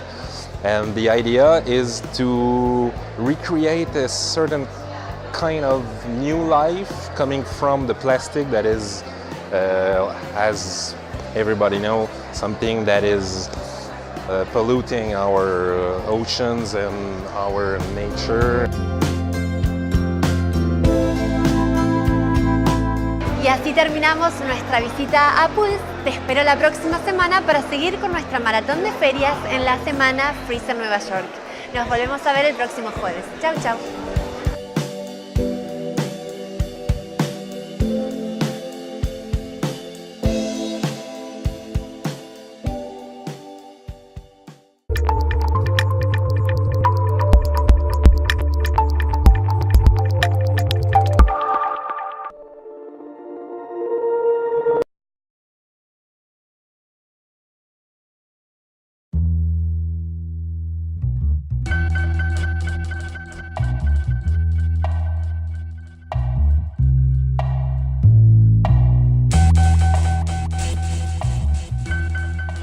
My name is Simon Pyle. I'm an artist who works in photography and new media.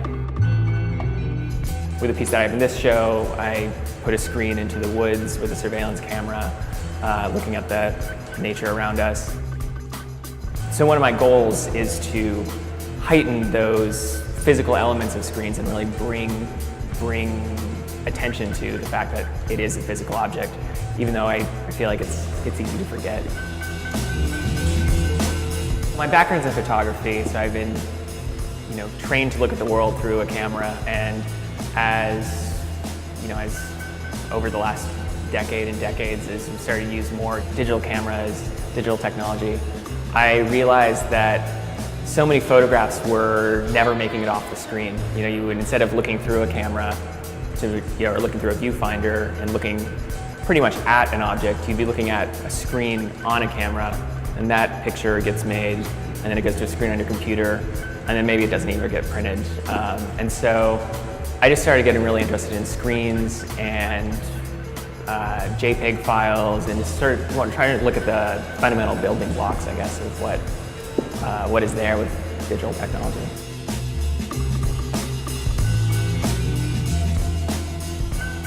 I think in some ways it makes it more difficult sometimes to separate what you're experiencing in the moment from your preconceptions from photographs you've seen already, because there are so many out there, and also the dominance of the eye in how you're experiencing the landscape. When you're trying to find the photograph, you're not necessarily paying as much attention to the sounds or the smells of being in that place.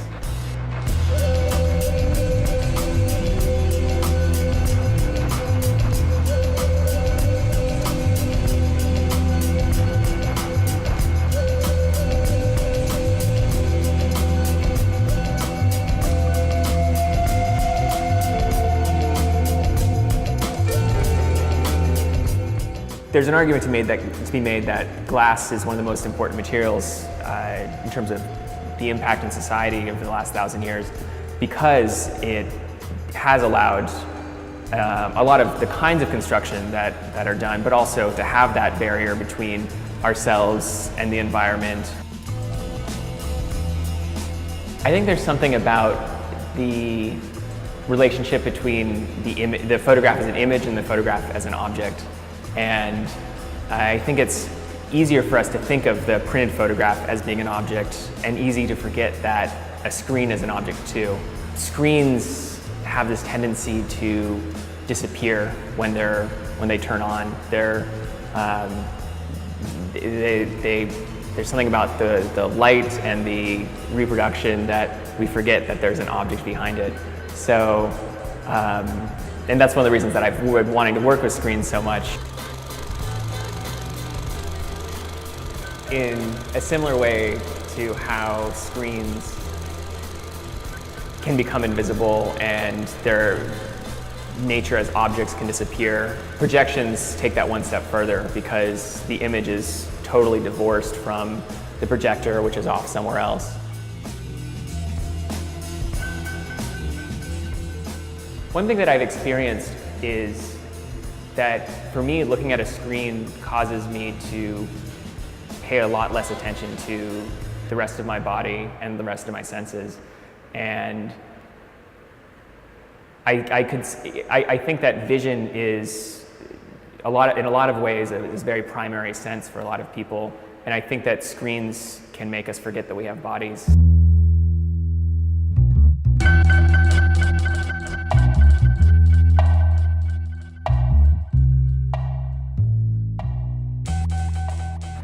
I think there is a lot of potential in people hacking into technology and feeling more comfortable opening things up and mashing things together.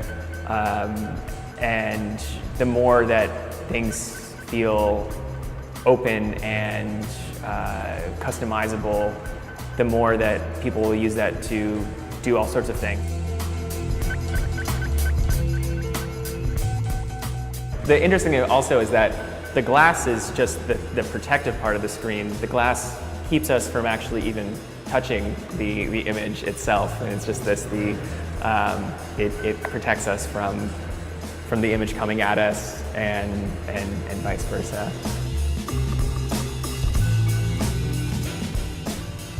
And the thing about a screen that is similar to glass is that they let some things through, but they also divide at the same time. So there are these invisible barriers that we put up for our own protection, but they also can limit us in various ways. And I don't think that's necessarily a bad thing. I just, I think it's important to be aware that those things are there.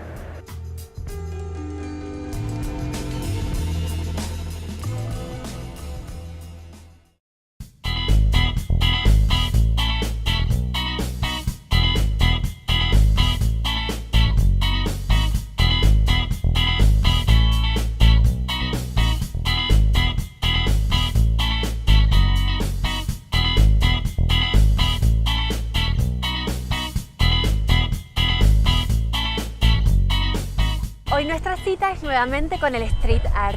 Hoy vamos a documentar cómo un proyecto callejero comienza. Vengan conmigo.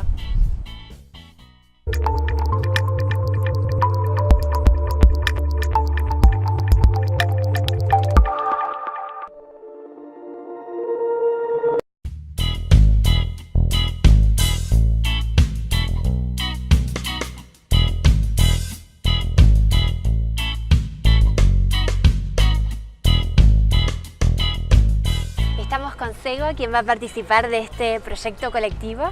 Para comenzar queríamos conocer cuáles son los desafíos de una propuesta colectiva, cómo los diferentes artistas trabajando en colaboración se ponen de acuerdo en una propuesta estética para llenar una pared.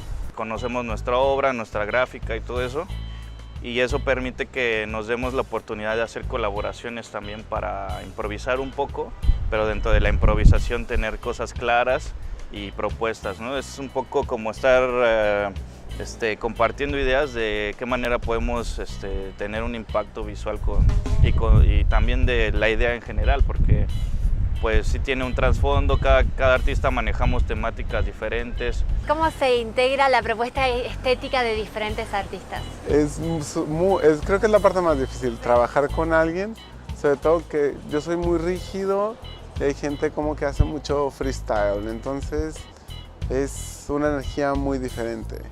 Entonces cuadrarlo es muy complicado, pero es muy rico, ¿no? O sea, obtienes un trabajo que nunca lo habrías hecho en tu vida. Y cuando pintamos, hacemos colaboraciones, que es lo que vamos a hacer ahorita. Súper interesante. Sí. ¿Y el trabajo de otros artistas afecta a tu trabajo? ¿Aprendés? ¿Creces? ¿Cómo es ese proceso? Yo creo que en ese sentido el proceso creativo es un poco así, o sea, si te mantienes abierto como a cosas, vas creciendo, te vas enriqueciendo, y de todo, del cine, de la música, o sea, no necesariamente nada más del mundo del arte o del graffiti, sino yo creo que de todo, hay que estar abierto a cualquier cosa.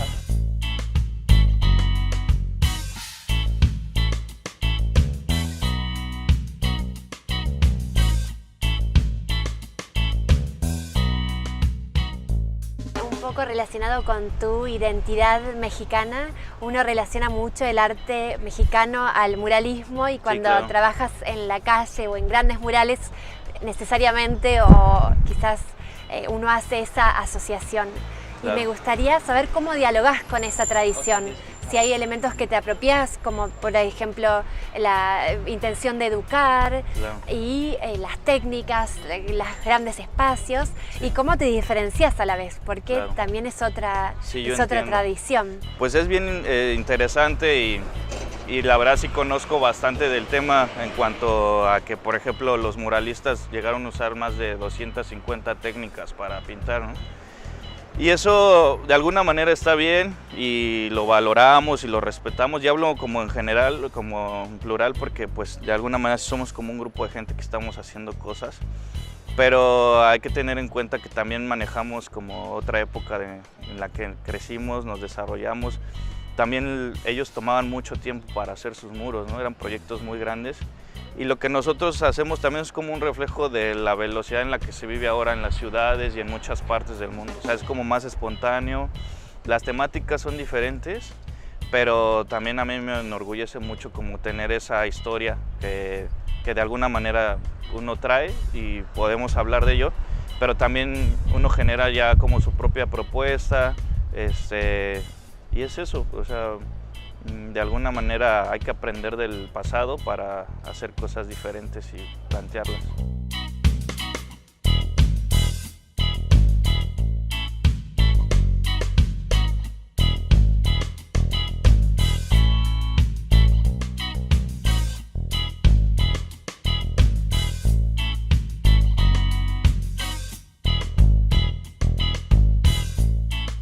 ¿Cuál es tu historia con el arte? ¿Cómo empezó digamos, este camino y cómo se volcó a las calles? Justo eso, porque yo hacía poesía visual y ya estaba como un poco fastidiado de hacer poesía. Encontré aquí una vía hermosa como de hablar de otra manera, dialogar con la gente. Es increíble el diálogo que se genera con un muro. Desde que llegan y te lo rayan, desde que lo respetan, o la gente en la calle se para, platica contigo, pasa algo. Te genera... Sí, sí. ¿Y cuál es tu propósito último de una obra? ¿Cuál es tu intención? ¿Qué esperás que el que lo vea se lleve a su casa? Eso, yo pintaba antes como haciéndose visible, que es hacer algo visible que se note, y lo que quiero es eso, como que todo el día de repente es fatal, todo el día estás fastidiado, de pasarles a la calle al trabajo. Entonces cuando ves una pieza quiero que te cambie el switch, ¿no? Que veas algo y te inspire. Me decía un hombre que vendía algodones de azúcar, que a él le había cambiado como su ruta. Ya su ruta de caminar era más alegre porque se encontraba con ese muro. Y ahora que estabas diciendo el impacto que tiene el trabajo, ¿qué temas trabajas y cómo te parece que tu trabajo se relaciona con el cambio social? Porque no es indiferente que tu arte se desarrolle en las calles, claro, ¿verdad? Sí, sí. Sí, pues eso es como en este momento de mi carrera, si lo podemos decir así, es indudable que ya hay como una percepción mía de qué propósito tengo de estar haciendo eso en la calle. Por ejemplo, en Ciudad de México hay veces que pinto en algún lugar que puede estar descuidado, un parque o algo así, y la gente me pregunta, ¿pero por qué pintas aquí si es muy feo? Y bueno, yo les digo que de eso se trata, que es como, me gusta que el lugar tenga como ciertas características, y la gente se pregunta, bueno, ¿quién le está pagando? ¿Por qué lo hace sin que le paguen, ¿no? Y aquí. Entonces eso genera una cuestión como de sentido de apropiación de la gente. Y dicen, bueno, mi barrio es tal vez humilde o sencillo, pero no sé, a mí me da mucha satisfacción que paso tiempo después por el mismo mural y la gente empieza como a arreglar su lugar, ¿sabes? Como el parque, o empieza a pintar sus casas, ¿no? Se empieza a generar un entorno diferente.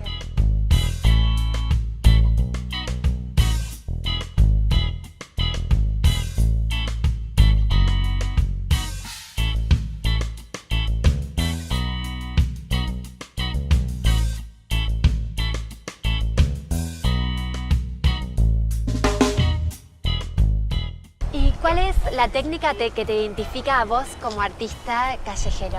Yo lo que utilizo es stencil, que es, bueno, placas, cortar, y lo que queda hueco es lo que se pinta con el spray. Yo hago stencil, esto se llama wild style, no hago wild style, estoy aprendiendo apenas, pero me especializo más como en la parte del stencil. Trabajo mucho con stencil, es lo que más hago como dibujo, y el mismo dibujo no hago el stencil tradicional de plastas, sino hago como un stencil de líneas de dibujo. Eso lo hago muchos zorros.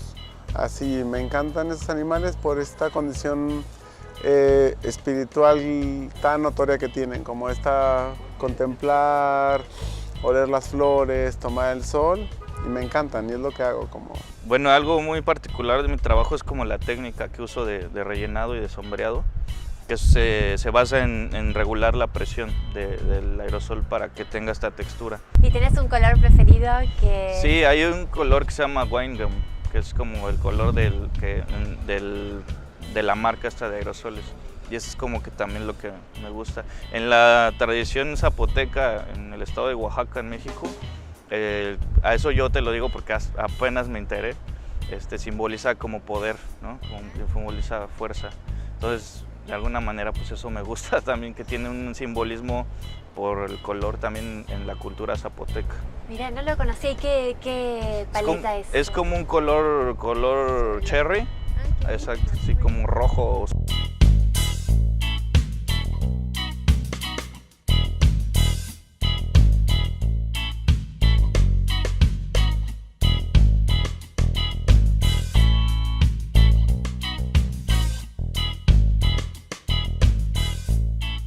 Así terminamos nuestra cita de hoy. Nos volvemos a ver el próximo jueves y no olvides suscribirte a Cosmoarte TV. Chau, chau.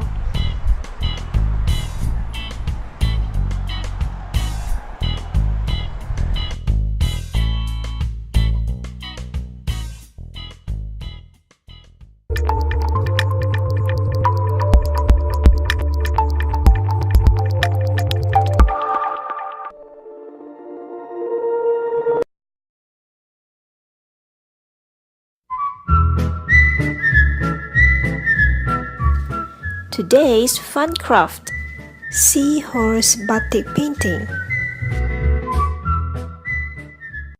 You will need a cup of water, a color palette, batik color dye, and a brush. But if you've bought our batik painting kit, it already includes batik color dyes and brush.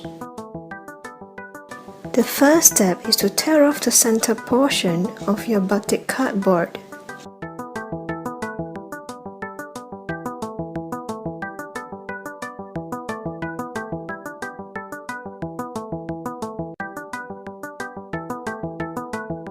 Next, fold the sides to form an elevated box frame.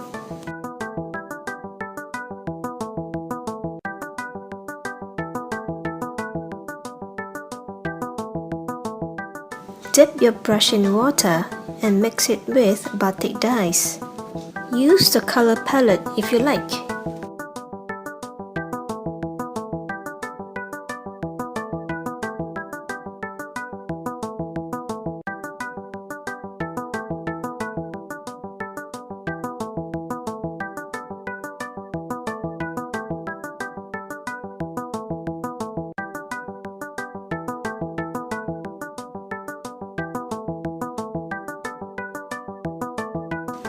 Experiment with the colors. Let them mix and spread by themselves.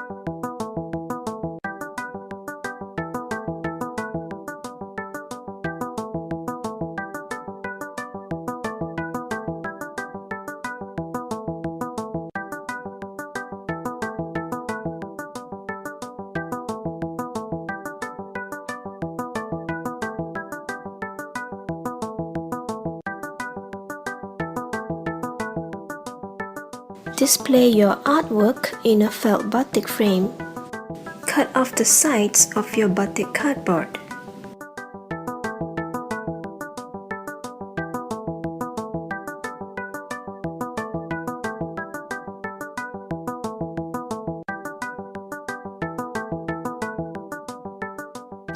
Peel off the felt frame sticker halfway. Proceed to paste it.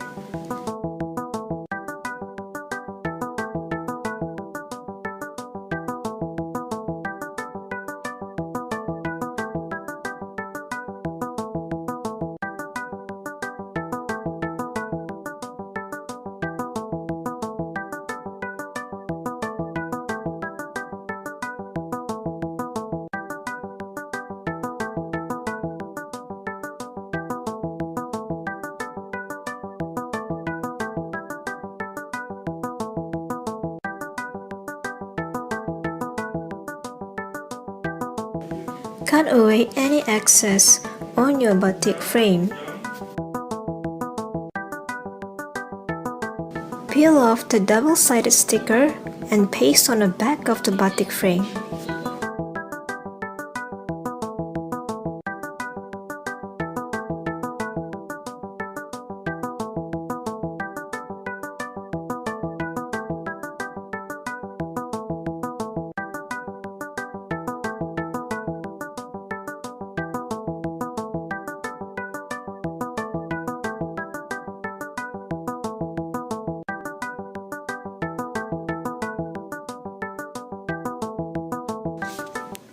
Done!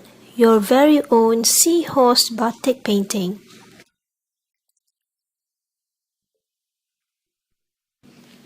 Thanks for viewing. You can go to zenarts.com for more fun crafts like this. Until next time, bye! vRoadway, where web-based videos meet mass audience. Start your workday at 9 a.m. with original opinions and stories. See the world through the eyes of regular human beings just before noon. 5 p.m. Time for vids that don't fit a specific category. From 8 p.m. enjoy the creativity of filmmakers. For sure, there's a time on vRoadway for the programs you like and for the videos you'd like to share.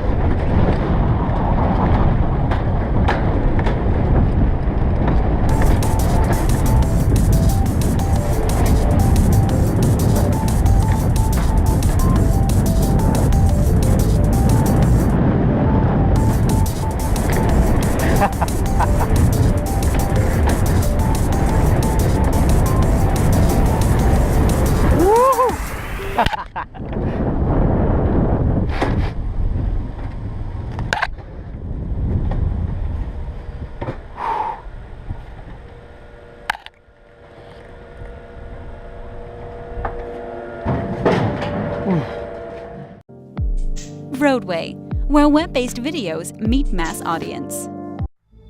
Hello, Ryan here. Today I'm going to talk to you about how you can use your GoPro camera with a helmet so that you can get some amazing footage hands-free from when you're kite surfing, paddleboarding, or doing whatever.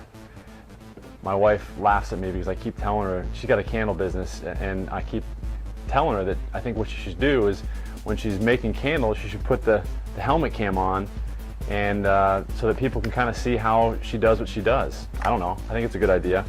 Anyway, this is the helmet cam, or this is the helmet. It's the ProTech helmet.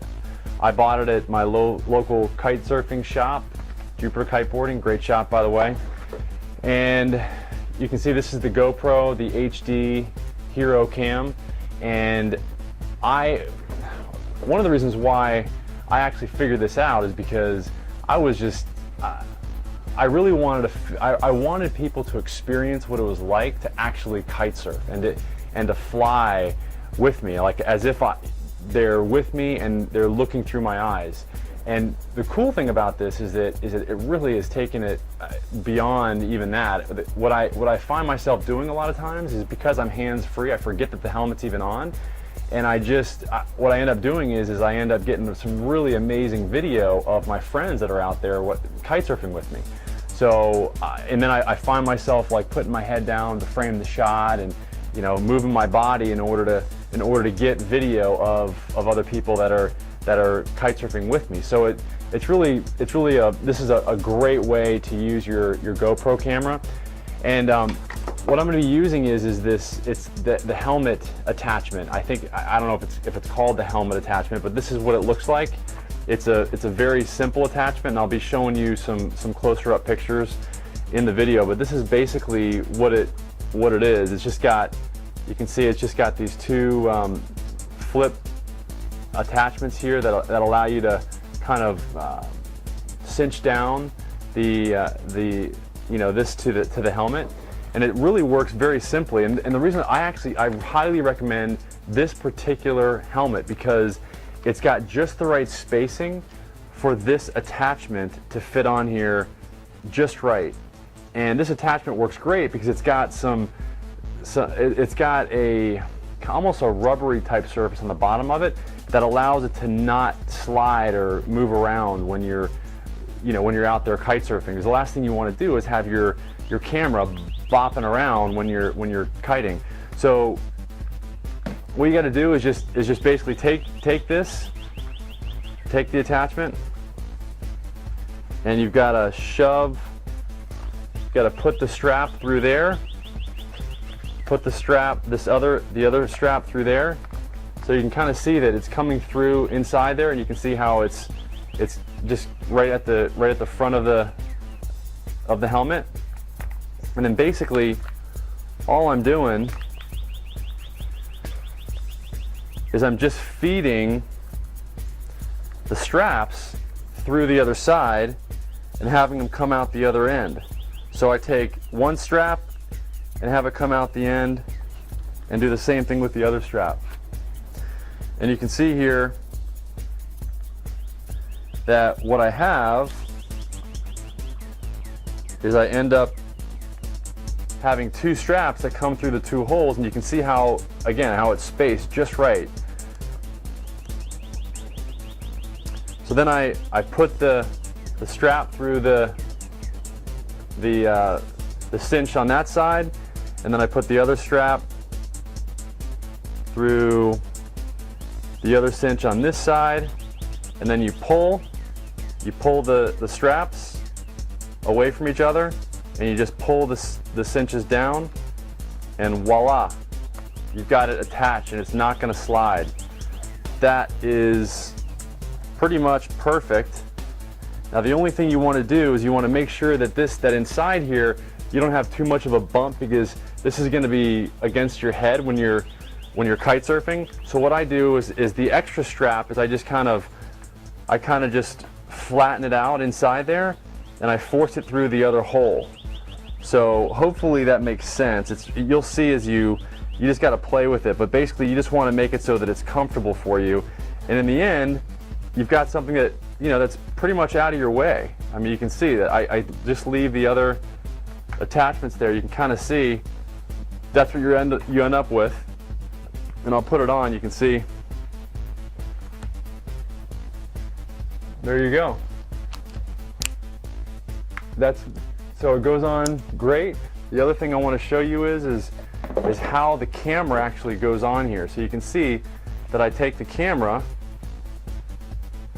and I slide it on there just like that. And by the way, I have this is the attachment that I use. It's kind of like a telescoping attachment. I'll put the links below in the video, but you know, it allows you to have some play with the camera itself. You can move it forwards and backwards, and the reason why I like this is because with this attached on my helmet, I can actually slide it down.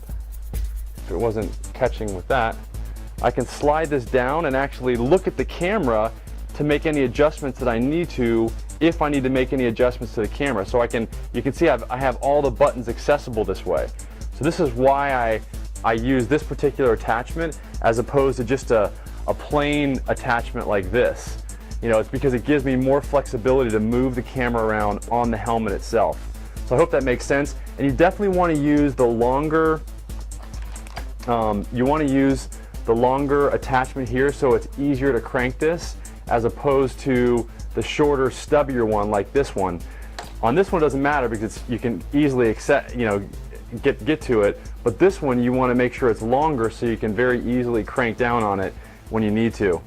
So I hope that makes sense. Here I'm gonna put this on here so you can kind of see how it fits. It just clips right on there like that. Now you want to make sure that the camera is positioned in a way that's looking directly ahead. So obviously, or as close to directly ahead as possible. So you can see that that's facing a little bit down. So I'd want to adjust that up just a little bit more so that there you go. That's about right. And there you go. There's the camera on the helmet, and you can see that if I need to, I can slide the camera down and I can get access to any of the buttons here, and I can see if the camera's actually recording. I could actually even get a goofy shot of myself that way if I wanted to. I don't know why you would, but anyway, that's it.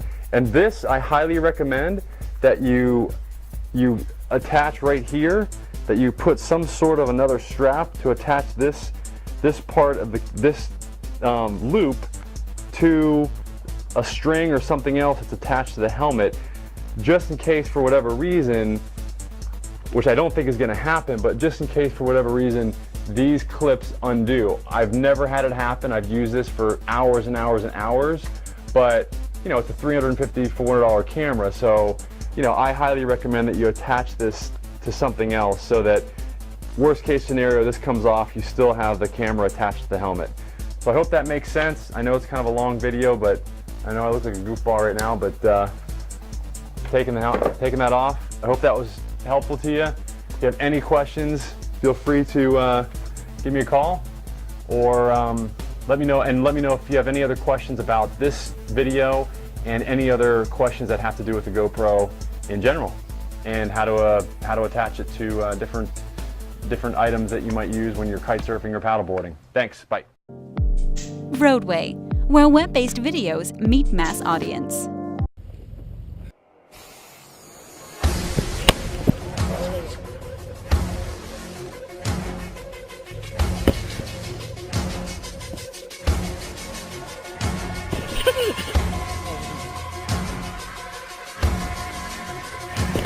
Oh, shoot.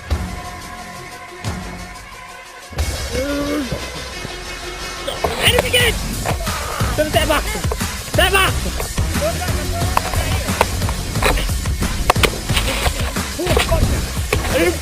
Armor! Wait. Spear!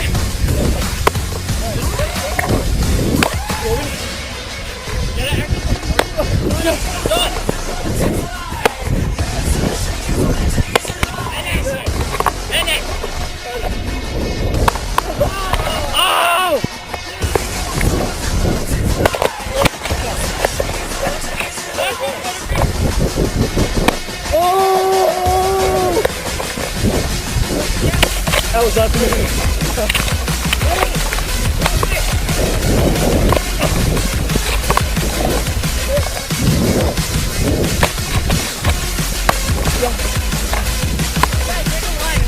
Back.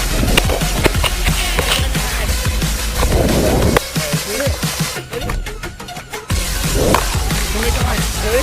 Make a line. Up the plate. Ready? Ready?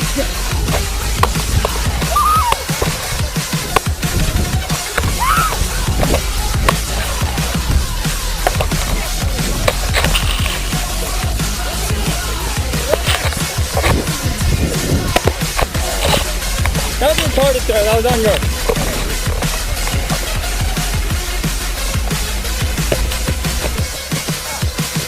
Sure, grab it.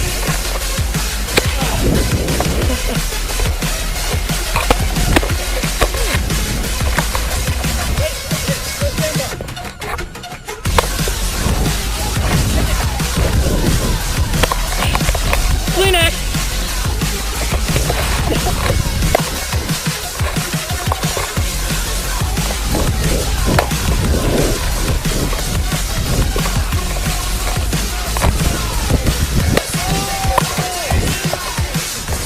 Let's go here, guys.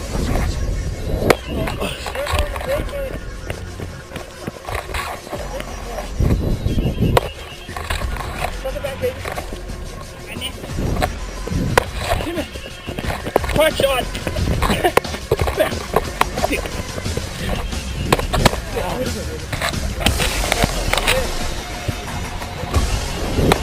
$316 now, let's go.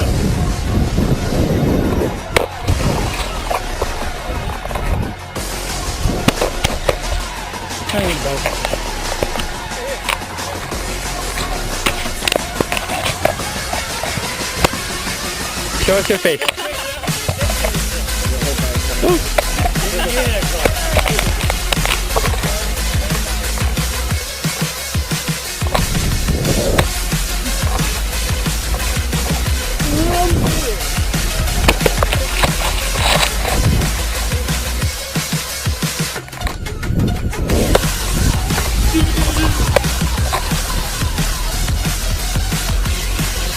Let's go.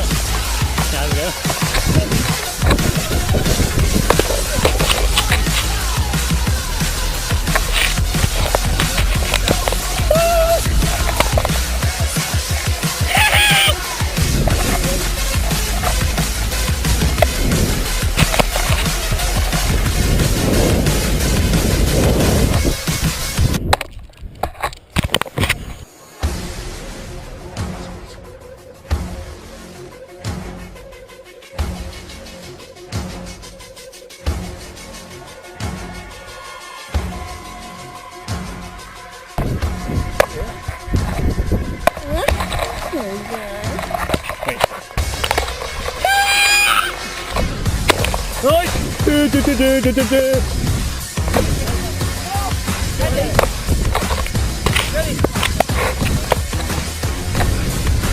Oh! God damn it! Lateral!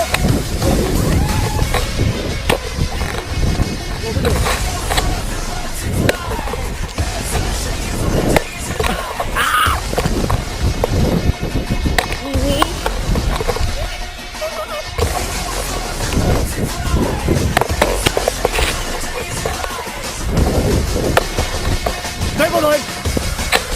Wait, hold for me.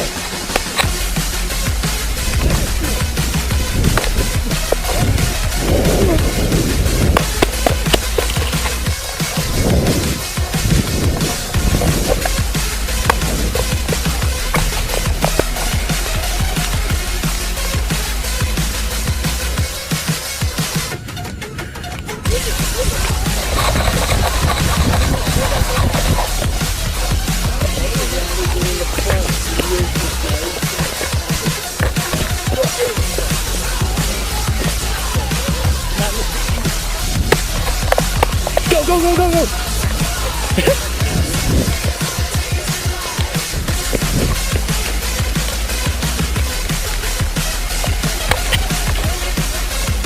Grenade!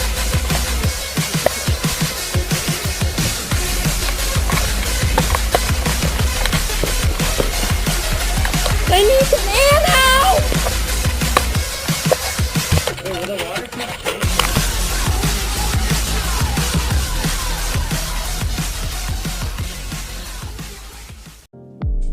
vRoadway, where web-based videos meet mass audience.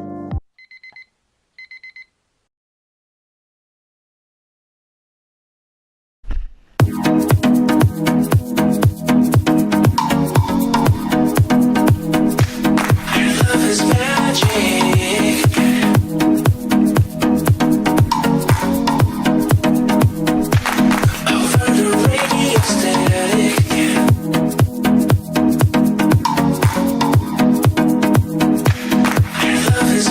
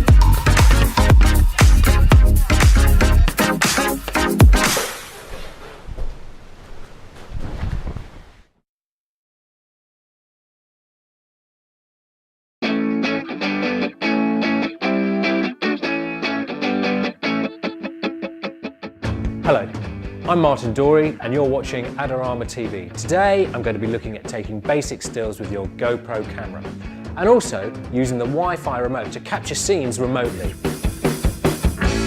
Adorama TV presents Capture the Action with Martin Dorey. Your GoPro camera isn't just a video camera, it can take fantastic 12 megapixel stills as well.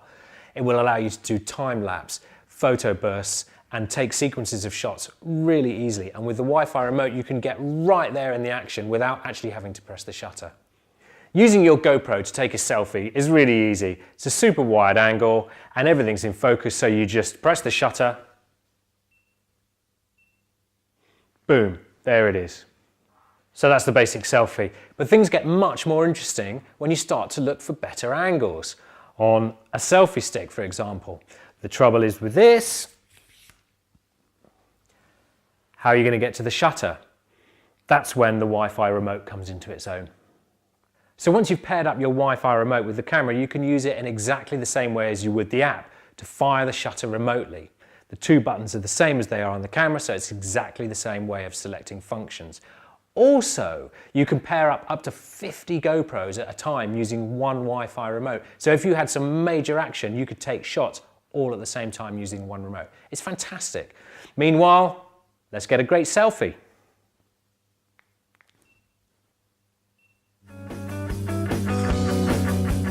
Check out Adorama's latest contest here for great prizes. You can also program your camera to take more than one shot when you press the shutter. It will take 3, 5 or 10, depending on what you think is best. It's great for capturing action. Let's try it.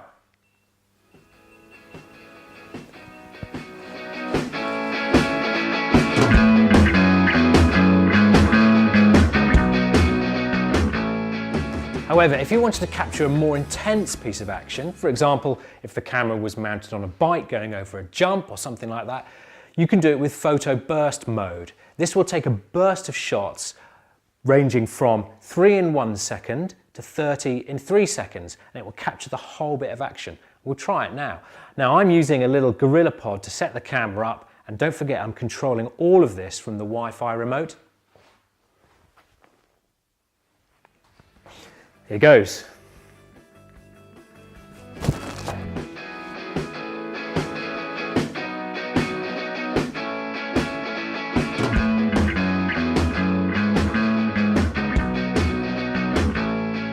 So photo burst is fantastic for capturing quick action. But what about when the action's a little slower? Say the sun's going down and you want to capture that. The GoPro will allow you to take one frame every half, 1, 2, 5, 10, 30 or 60 seconds. And you can use video editing software to put them all together to make a smooth video sequence. And we'll talk about that in another episode. It is fantastic for capturing slow action, like Chris the cameraman packing away the studio. Let's have a look.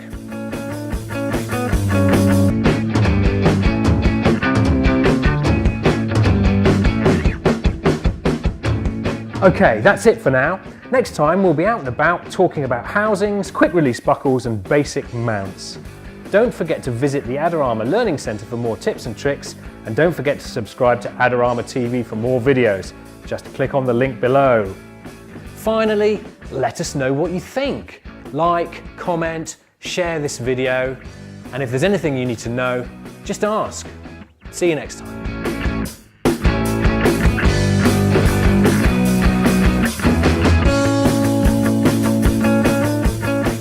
Do you want great looking prints at low cost? Be sure to visit our easy-to-use online printing service. Adorama Pix has professionals who treat your images with the utmost care that you can count on. For a quick turnaround on photos, cards, or albums, use AdoramaPix.com.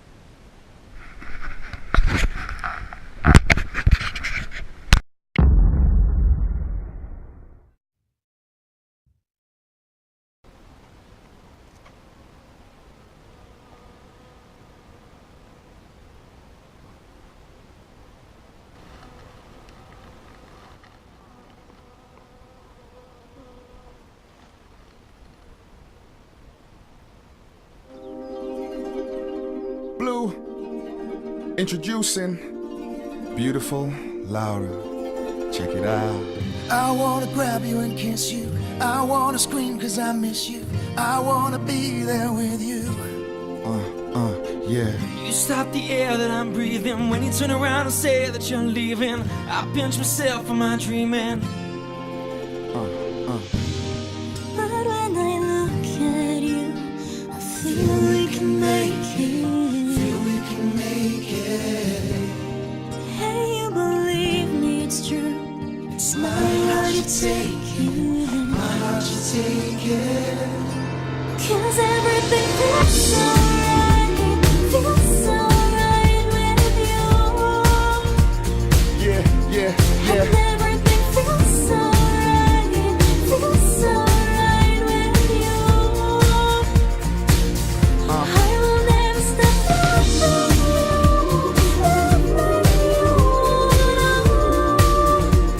Sing, sing, sing. Someday I will be with you.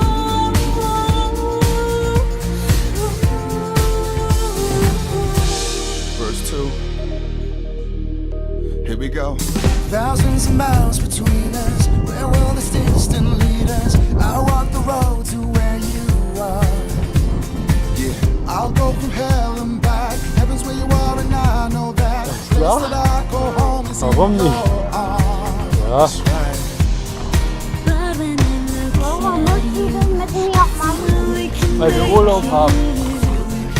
Kick out guy. hey, you believe me, it's true. It's my heart you take it. What? 'Cause everything feels so right. Feels so right with you.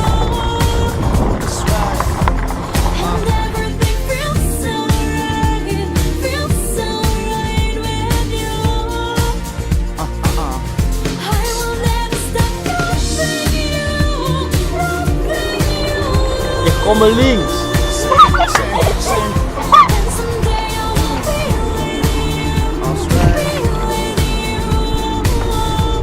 Be my baby. Be my baby. I want you to be my baby. I know that your heart is aching. Believe me, we're gonna make it. We'll make it. Oh, oh. I want you to be my baby. I know that your heart is aching. Believe me, we're gonna make it. We'll make it. Oh, oh. Don't give up. I'll be waiting for you. My heart's done. So listen to me. When I say There is a happy ending. A happy ending. 'Cause everything feels so right. Feels so right with you. And everything feels so right. Feels so right with you. I will never stop loving you. Loving you. And someday I will be with you. Be with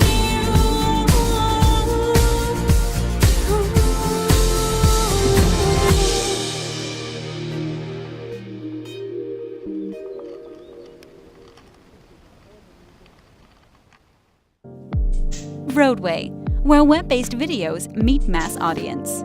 Start your workday at 9 a.m. with original opinions and stories. See the world through the eyes of regular human beings just before noon. 5 p.m. Time for vids that don't fit a specific category. From 8 p.m., enjoy the creativity of filmmakers. For sure, there's a time on Roadway for the programs you like and for the videos you'd like to share. Fresh fighting broke out early this morning between government forces and rebels. The most bloodthirsty, most devastating wars in Africa. Akapiga masasi mwingine. Conflict in Congo's east, which has claimed the lives of millions.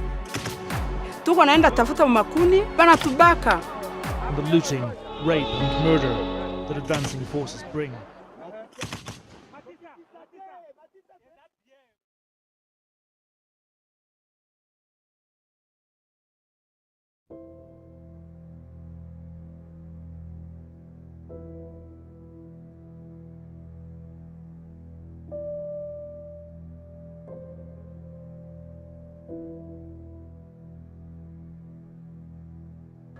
Hivi nilikuwa na vijana 8 wakawaua na bwana yangu na mimi wakanipiga hii masasu.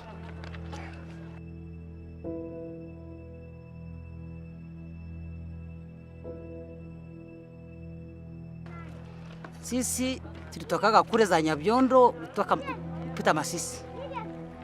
Hivi nilikuwa na watoto wa maitima bale ba vijana yangu baliua watoto 8.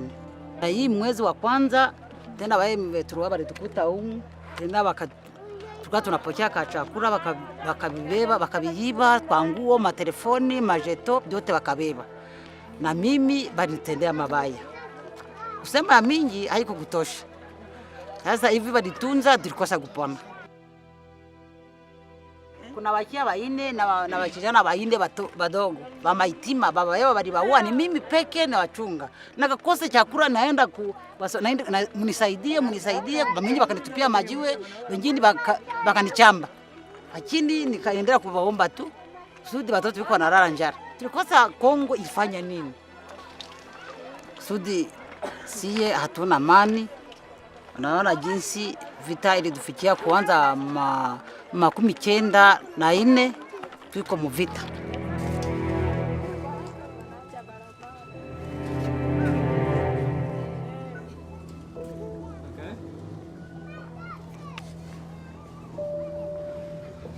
Na kuko siku tulipigiwaka mahama tukarunguziwa mu manyumba na leo hii tungali mwa ile tabu. Sawa, mimi hapa niko na risasi. Hii mkono yangu sitaenda limia mtoto yangu, nilipigwa risasi, sikukwenda gombana, sikuenda fanya nini. Mimi niko na watoto yangu, niko na waitima 2 na mtoto yangu tu mmoja, 2. Mimi tunatesikia tu fasi moja. Na leo hii tungali tunateseka sana. Kama musika yangu anaenda mupori, banamukamatia kule, banamubaka, naenda tafuta hizi mboga. Mimi naweza kufasiria tangu 84 mu mateso ya mingi. Frema mutugombaneko kwa machache, kama mutugombaneko museme twende tukufe basi.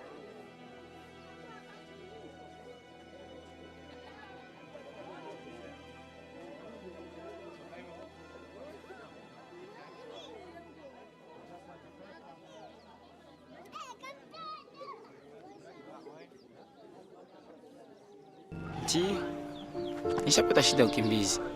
Nilikuwa kule mpango. Ilikuwa usiku na 0 ya usiku. Wale wajambazi wa FDLR wakachomoka, wakapiga masasi mwingine.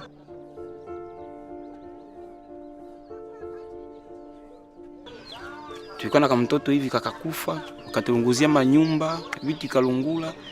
Mpaka hivi tukimbilia kule za turudia tena. Wale wa politiciens watafikiria ni kusudi Kongo iendelee zaidi. Wakati unafika unatembea mwinchi, unaenda nauliza malalamiko ya population, unauliza wale wa marebeli wiko napigana, wanapigania nini, wanafia nini. Ncho shinda shiba raia. Mimi naweza pantaka mane pa Kampala. Ule rebeli mweko kupori, nitamwambia aache bunduki na sina mamlaka kumwambia aache bunduki. Si ataniua kwanza.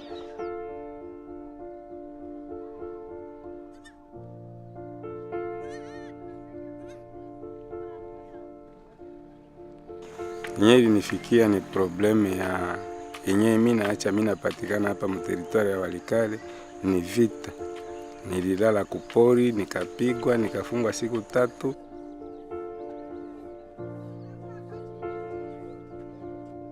Nalala nje, wananionyesha kujua, ikanibidi nitoke nihamia afadhali kwenye kuko kamani kidogo. Mtu hawezi chukia mwingine. Yenyewe metutenganisha ni vita tu. Mtu anapenda kila mtu uishi naye mzuri, uikale naye mzuri.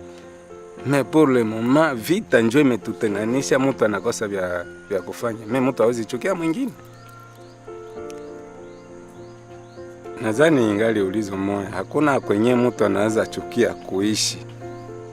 Me bora kama amani iko, mtu anaweza ishi pali pote Mkongo sababu ulizaliwa Mkongomani.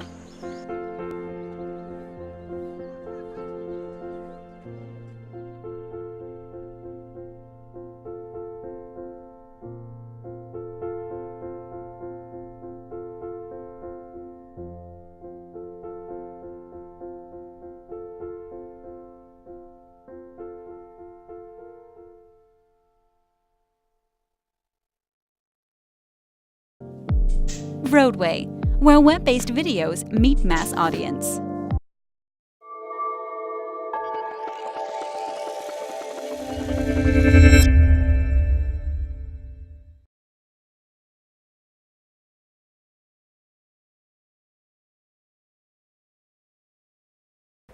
It's no secret that China wants to do business in Africa. If you look at trade or investment or development finance, it's all sharply on the rise. And China has a lot to offer. Big markets, strong demand for African commodities, and 3.5 trillion in foreign reserves that could be used to finance projects that could get good returns. Africa is a big source of commodities going into China. We've been talking a lot about oil, and if you look at the countries that in 2011 that were sending oil to China, Angola was the second there, and Sudan was a little bit further along, but they're two important suppliers. But it's not just oil. Africa is supplying a number of other commodities, copper, diamonds, even cocoa and cotton. But Africa's not an easy place to do business. Risks are high, political instability, corruption, but maybe the most important problem from Chinese companies' perspective is the poor infrastructure in Africa. The World Bank says that African governments should be spending $93 billion per year on infrastructure, and they're spending half of that. Only 12% of the roads in Africa are even paved. Energy production is really abysmal. The entire continent produces, south of the Sahara, about the same amount of electricity that is produced by Spain. What about foreign aid? Aren't they providing some help in this area for Africa's infrastructure? Well, actually very little. Only about 10% of the foreign aid going into Africa pays for infrastructure. The rest of it is going into health and social services and other areas like that. Is there another way? African governments, by and large, in increasing numbers, are becoming resource rich. We're finding oil production in Ghana. They're now becoming an oil exporter. We see Mozambique becoming a major supplier of gas. In Kenya and Tanzania and other places, we're now putting them on the map as producers of energy. But being a natural resource rich, poor country comes with a lot of risks. It's risks for political stability, it's risks for corruption, Dutch disease, and there's an association between being a resource rich country and being one that's embroiled in conflict or even civil war. So is there another way that African governments can make use of their resources? A way that governments can and leaders can tie their hands against the demands of patronage and corruption and cronyism? A way that they can use those resources to rebuild the infrastructure, the roads, the bridges, the power plants that they need for development? There is another way. And we can take a step back in history to find it. In the 1970s, when China was emerging into the market, they needed infrastructure, and they didn't have finance or the technology for the modern infrastructure they wanted. And soon they had a visit from Japan, which had both the technology and the finance. So China couldn't get capital on capital markets, but Japan made them a line of credit worth $10 billion. And China, which was already supplying oil to Japan, repaid that credit with its oil. China's using the same model in Africa today. In Angola, for example, which endured 27 years of civil war, Chinese banks came in 2003 and 2004 and started financing infrastructure with lines of credit. Now, Angola needed everything, but the kinds of lines of credit that they were already getting from Western banks like Banco Espírito Santo and Standard Chartered, Barclays, were also being repaid for oil, but they were going to rebuild the oil industry and not to rebuild Angola's infrastructure. So China Exim Bank, when it came in, had a different idea. They said, we can provide the credit, Chinese companies can get the projects, and Angola can rebuild its infrastructure. And so this worked very well. In the first $1 billion tranche of money that came from China Exim Bank, they financed 40 infrastructure projects. They redid the electricity grid in Luanda. They built 7 technical colleges, vocational technical colleges. They rehabilitated 6 hospitals. They built a 211-kilometer road and repaired 5 bridges. So that was a lot of infrastructure, and all of it was repaid with oil. So Angola was getting a pretty good deal on this. It's not just Angola that's doing this. Research that we're carrying out at SAIS has identified more than 10 African countries and more than $25 billion in this commodity-financed infrastructure package deals. And it's not just oil that's going to repay these. Countries are financing and securing these infrastructure loans with cocoa, with sesame seeds, with copper. Now, this kind of package financing has risks.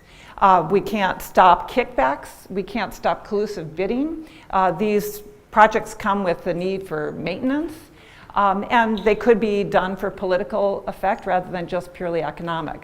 But they have a benefit as well. They enable African leaders beset by patronage demands to tie their hands. They're an agency of restraint. They enable natural resource exports like oil to be used for development, and that's a good idea. Thank you.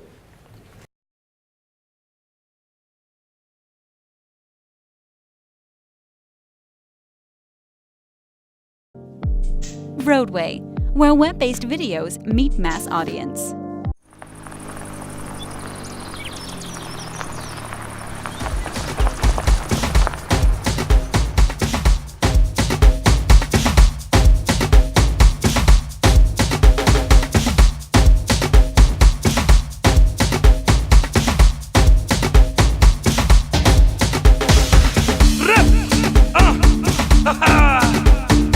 Mais uma na rádio, essa paca sempre as microcílias. DJ Mix, Mussuri, Mungo África, Linda,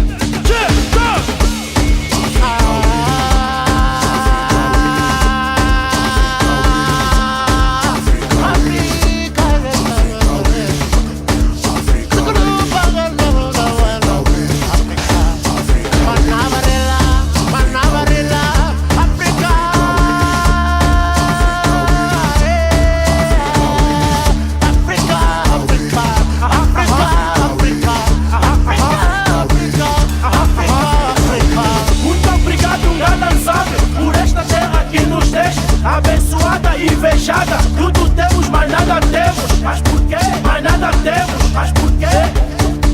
Mas por quê? Mas nada temos. Mas por quê? Olha agora, cuia que cuia, cuia que cuia, cuia que cuia. Moçambique, cuia que cuia, cuia que cuia, cuia que cuia. South Africa, cuia que cuia, cuia que cuia, cuia que cuia. Nigeria, Africa has a shine. Oh my goodness! Africa, Africa, Africa, Africa, Africa, Africa, Africa, Africa, Africa,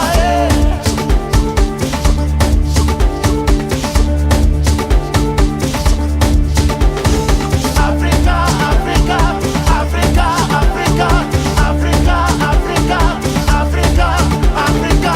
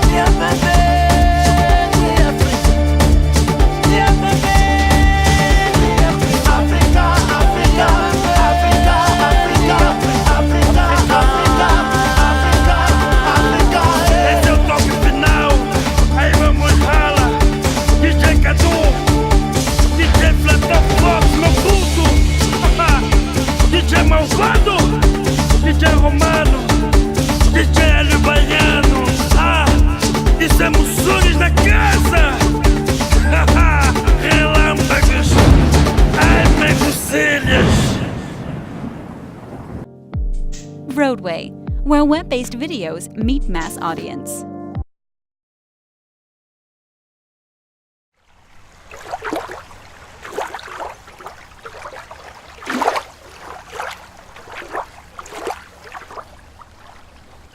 Lake Bam is approximately 100 or so kilometers from Ouagadougou to the north. It's in the Sahel belt, and the implication is that this is a very dry, arid area, and so water is of vital importance to whatever human activities that need to be done. Looking at these activities in closer detail, we find that they are characterized essentially by agriculture in terms of market gardening, livestock rearing, and fishing. So agriculture is essentially market gardening, and you have about 25,000 people who practice this activity around the lake. 25,000 people, that's a lot of people who depend on this lake for their subsistence. But you also find that there is a lot of livestock activity with animals in all this area coming down to the water to get a drink. And you have a lot of fishermen who also practice fishing, although this is an activity that is increasingly on the decline. So we could say that this is a lake which is capital to most, if not all, of the livelihood activities in this area, but it's about 12% of the entire population of the Bam province. So generally speaking, there are two main problems that we could talk about. One of the things that are observed is that the size of the lake is declining, but also the fact that the quality of the water in the lake is less good. So this means that we have lower volumes of water, and the water that is there is less appropriate for sustaining life within the water. What are the causes? Essentially, you have the hills around the Lac Bam that have been deforested, and so you have much more runoff and soil erosion. This is worsened by the fact that the banks, the immediate banks of the river, are also where the market gardening is practiced. So you have nothing that holds the soil together and that prevents the deposits of silt within the river, within the lake rather. So over the years, it has been noticed that between 1963 and about 2009, the lake has lost about 1/3 of its depth due to the deposits of silt at the bottom. You also have people moving in during the drier seasons, actually into the bed of the lake to practice farming, market gardening. And so increasingly we have less and less of the water surface that is available. And you also find that the fishermen are having a lot of trouble. There used to be a lot of fish. Today there's very little fish. A fisherman hardly gets up to 5 kilograms of fish per day. And so they are trying to catch smaller and smaller fish. There's much less respect of norms, environmental norms, by the market gardeners around the lake, fishing norms by these fishermen, because these people are all struggling to earn a living under very difficult circumstances.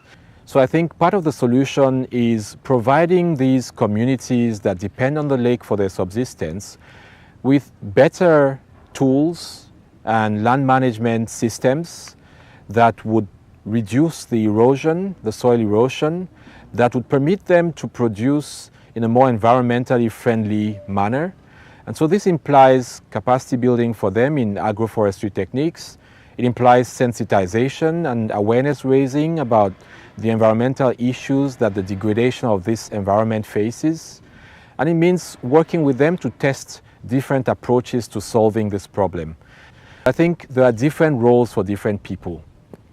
And C4, for instance, and its partners of the CGIAR, but also the National Institutions for Research and Forestry, have an important role to play in terms of setting up programs or projects that would help understand exactly what is happening, what are the changes that are occurring in this landscape, what are the causes or the factors that influence these changes, what are the levers on which we can lean to be able to inverse the negative trends, and how do we engage these communities and help them towards behavioral change and changes in practice to be able to adopt more sustainable land use and management practices. In this sense, the CGIAR program on forest trees and agroforestry has just begun a program globally called the Sentinel Landscape Program. And in West Africa, we are fortunate to have the West African Sentinel Landscape right here. Kungusi, the Lac Bam, is part of this landscape. It's a transect that runs from southeast Mali, passing through much of Burkina, but also northern Ghana and northern Togo. And so what we try to do as we begin this project, we hope that we will be able to document the changes that are happening in the key or pilot sites within this landscape, of which the Lac Bam is one, to look at the human activities and how these are influencing the change in tree cover, the change in availability of water, of land for farming and other uses, but also how does this impact the livelihoods of the people. So I think this is an important program in that it can inform government policy, it can inform development organizations on the best strategies, ones that can work, how to monitor these, how to determine their impact, and how to reverse some of these trends, not only in the Lac Bam area, but also in other areas further down south, like Kassou, which is another site, where similar occurrences are being observed, but that are still at an early stage. So essentially, I think our role is one of finding out, getting information, generating this information and making it available to the various stakeholders from local community level through the NGO sector up to the decision and policymaker level, and facilitating dialogue around these issues, discussions to get to a common understanding of what the management objectives and perspectives should be, and what would be the tools and strategies for achieving the desired results.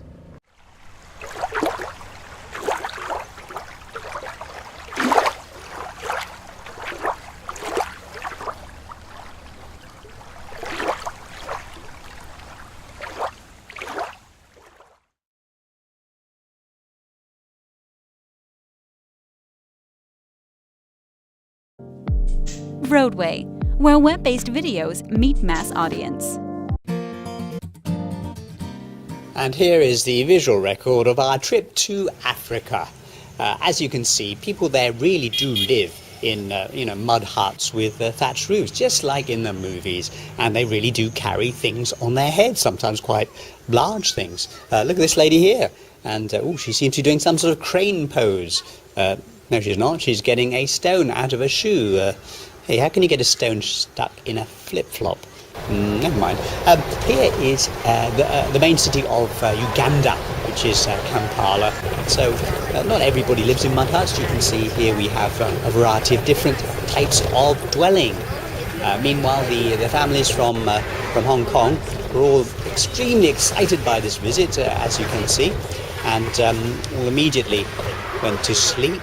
But let's be generous, because we're talking about people who are 1,000 miles away from the nearest Starbucks or 7-Eleven.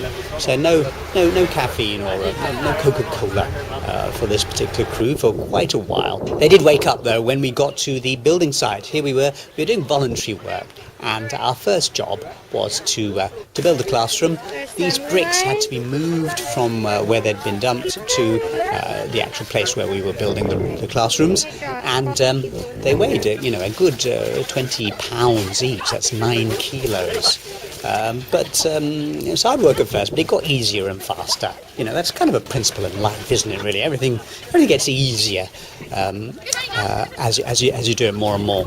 So we managed somehow to move several tons of bricks, and eventually we got to a position where we were ready to start the actual building process, and that did take a bit more skill. Now here's young Nathan showing us how it's done, and some of the girls here.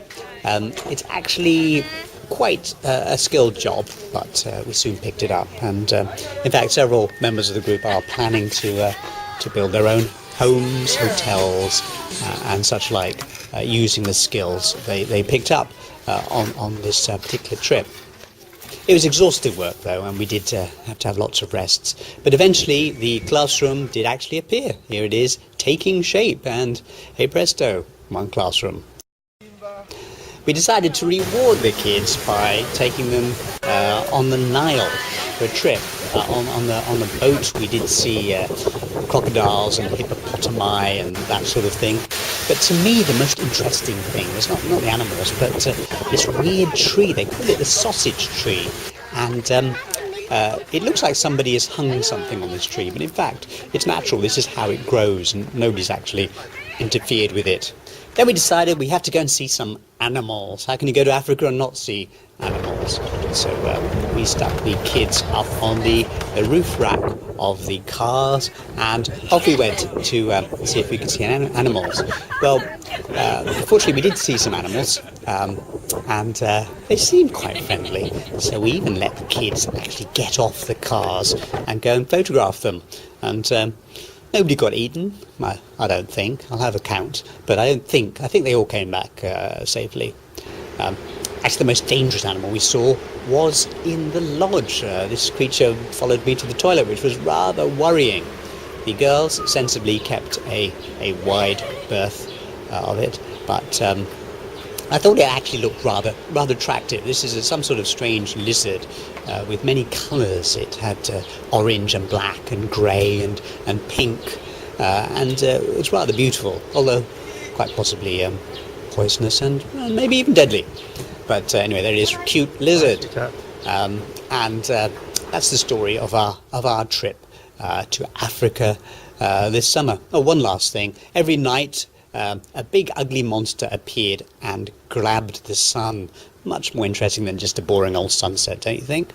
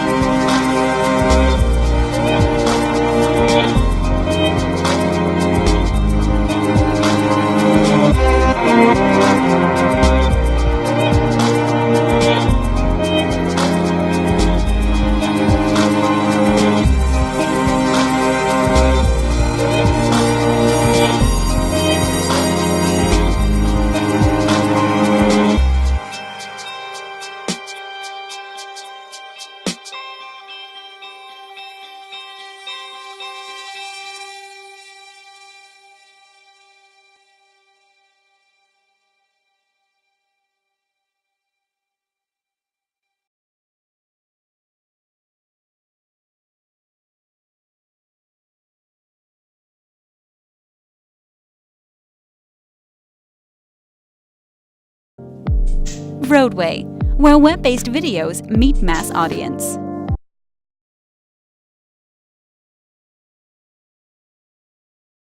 Hi everyone, it's Saturday, 16 September 2012 and we're in Cape Town watching Big Fish documentary. So the first one was about the local football team. Yes. What do you guys think? No one can charge you, but those people are just playing sport. They're not trying to fight other people. Those people, like whites, weren't supposed to fight them because they're just playing sport. They're supposed to first ask if are they trying to to make apartheid or what. About the first film, I felt that it was like related to the one we watched yesterday because it had apartheid, but then it was like them trying to do something that they like, but people thinking that they were trying to gather up some political thing. So it was very emotional. Don't you think they were trying to build up an organization that is going to fight apartheid, but using sport? I think just to cut you out, I think it's someone like the one we watched yesterday, the one like those who were like singing or like to pass the message, but for them they were using sport in order to fight. But for them it was not like fighting like stone to stone or gun to gun, but just like passing the message that people should be united. I think also they were trying to show that even black people, they can do anything. Yes, they can do brilliant things. And also similar to yesterday, like where Lau was talking about how the spine of the structure of the film, and the spine was yesterday was through music, so that was the kind of main. For the first film documentary we watched, it's Nichols, or I don't know. It was more like interview because for those people who were like speaking, it was like they are answering questions which are being asked by the interviewee, which is we don't see him or her, but they're just answering those questions. It's what I think. I'm not sure if I'm correct. The spine was how did they contribute using sport fighting against apartheid. It's about sport fighting apartheid. Yeah, and what other forms of footage did we see? So footage being the film. I think there was a lot of archive footage, because I think they had to do that in order to make the story relevant, to show them what happened then and how the Negroes was back then and the footage that they had back then. So I think the archive footage played a big role in the documentary. And did you notice that sometimes all of it turned black and white as well? Yeah. Why do you think they did that? I think it's based on the olden days, like movies, the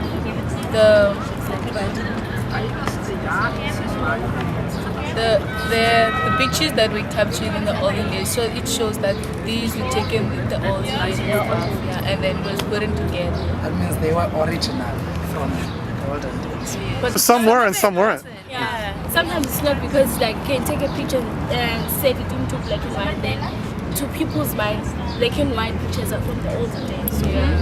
So, topic was about racial and discrimination and the apartheid. So I think they had to, to send the message across, use that black and white as part of it as well. But we can hear her talking. I like the part she's narrating. Yeah, I was coming to that. But I think about even the last one, it is good like to follow your background, even when you're returning. Because that remained knowledge of who she is and then follow her background to see how the women are making it. Like those women are struggling to make it. They are serving that we made by their hands.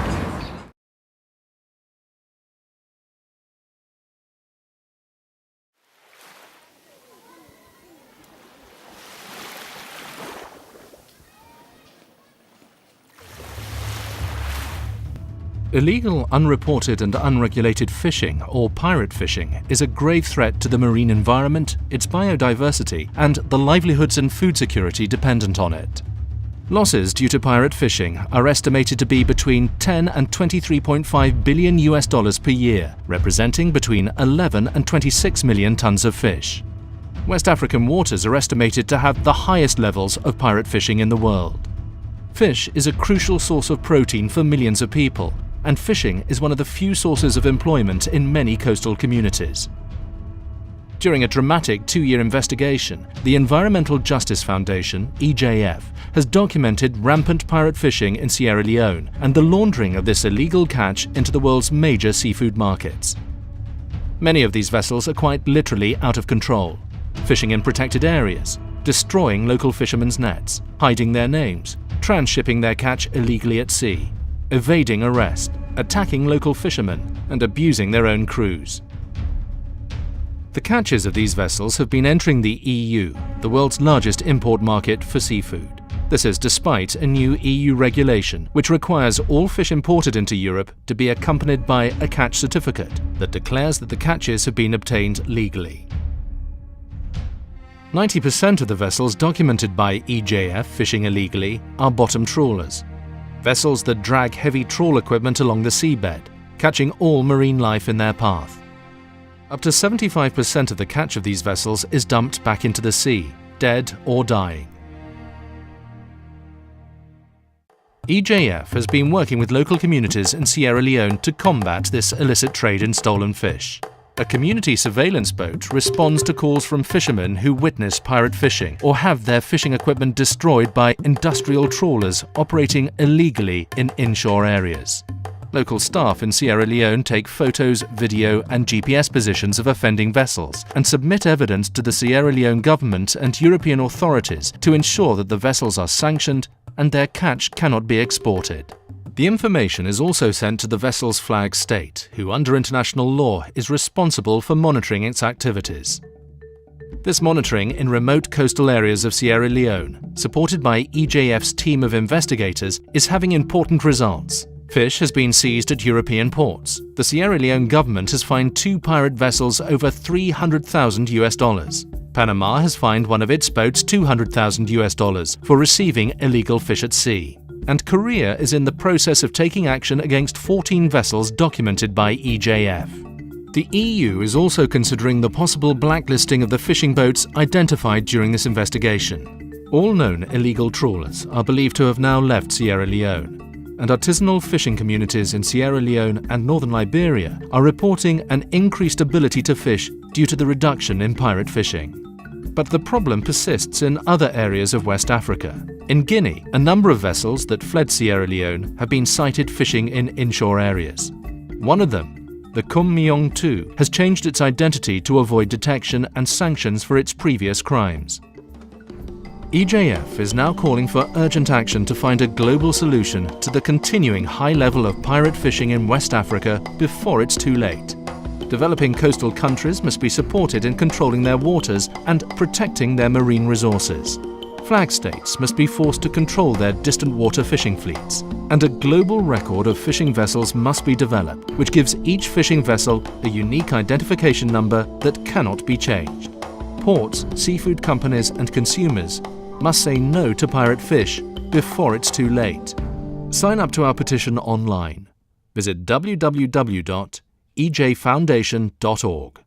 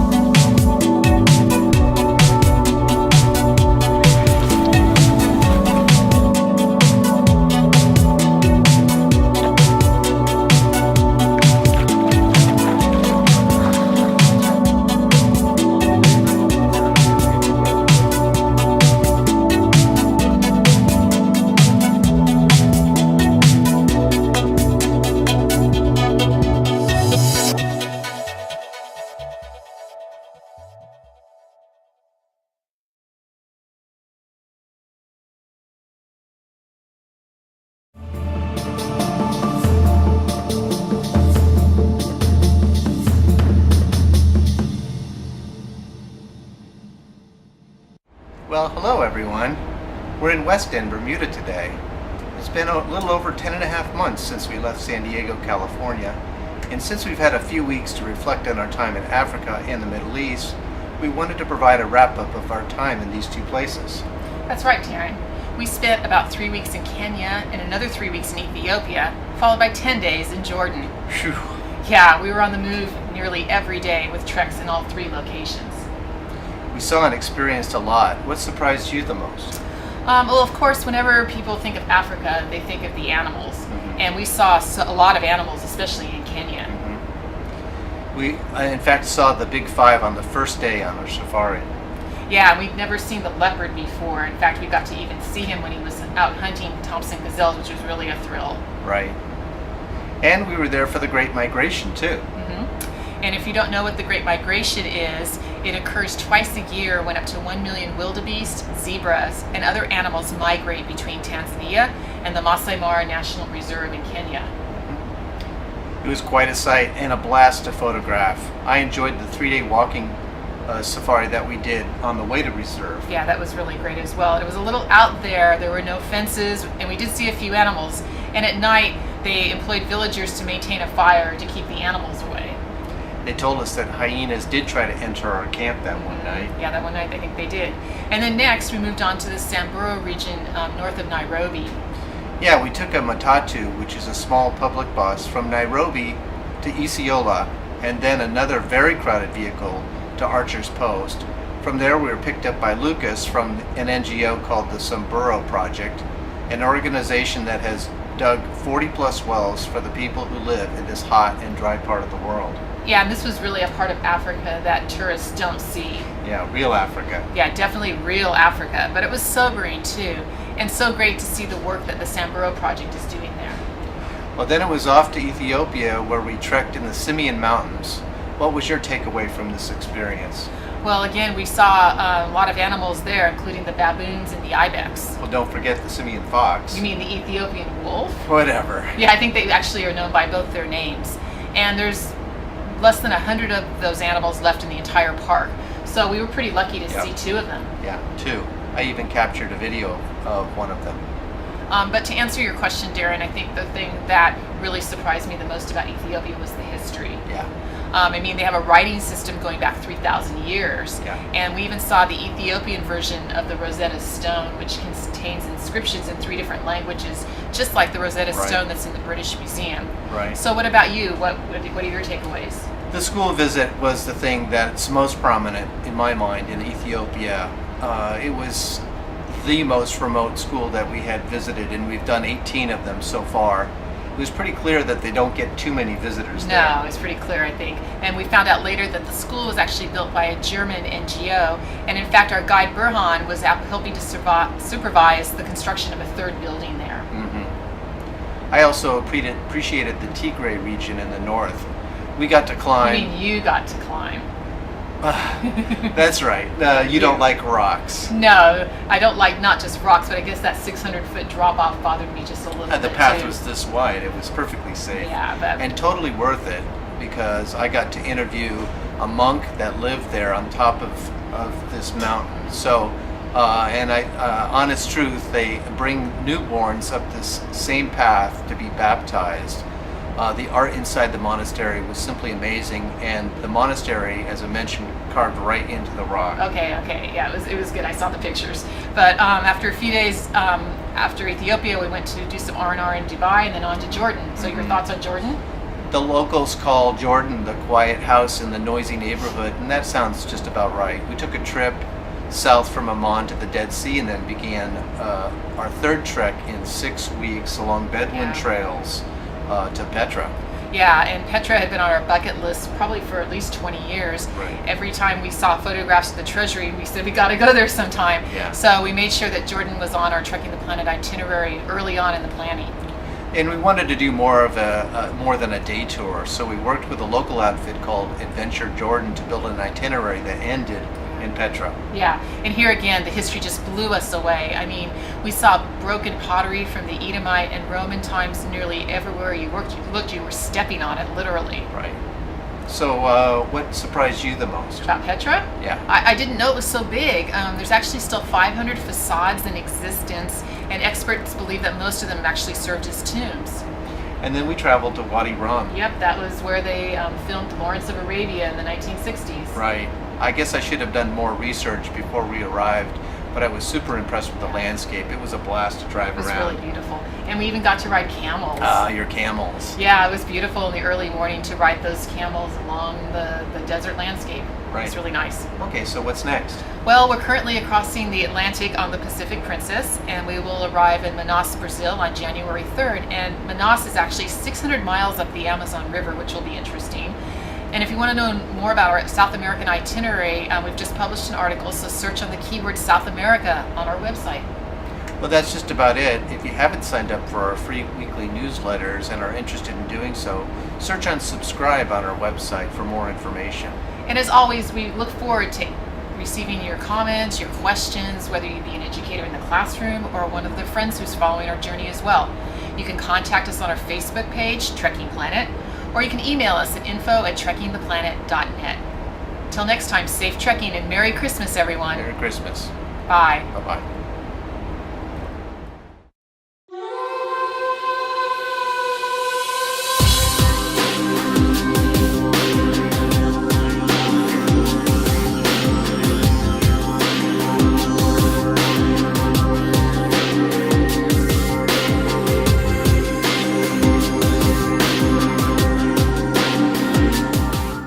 Africa rice. New rice-based products in Africa. Rice noodles.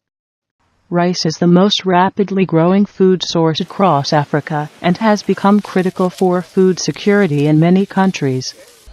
With increasing urbanization, the demand for convenience foods like rice is rising in the continent. However, African rice farmers are confronted with great difficulty in selling their rice due to prevailing perceptions about the poor quality of locally produced rice. In many African countries, locally milled rice is of variable quality with a high percentage of broken grains. Sometimes unhusked grains as well as bran and husk fractions are found in the milled rice. The poorer quality local rice is therefore not competitive against imported rice on the market. Africa Rice and its partners strongly believe that it is essential to enhance performance in rice production, processing, and marketing in Africa.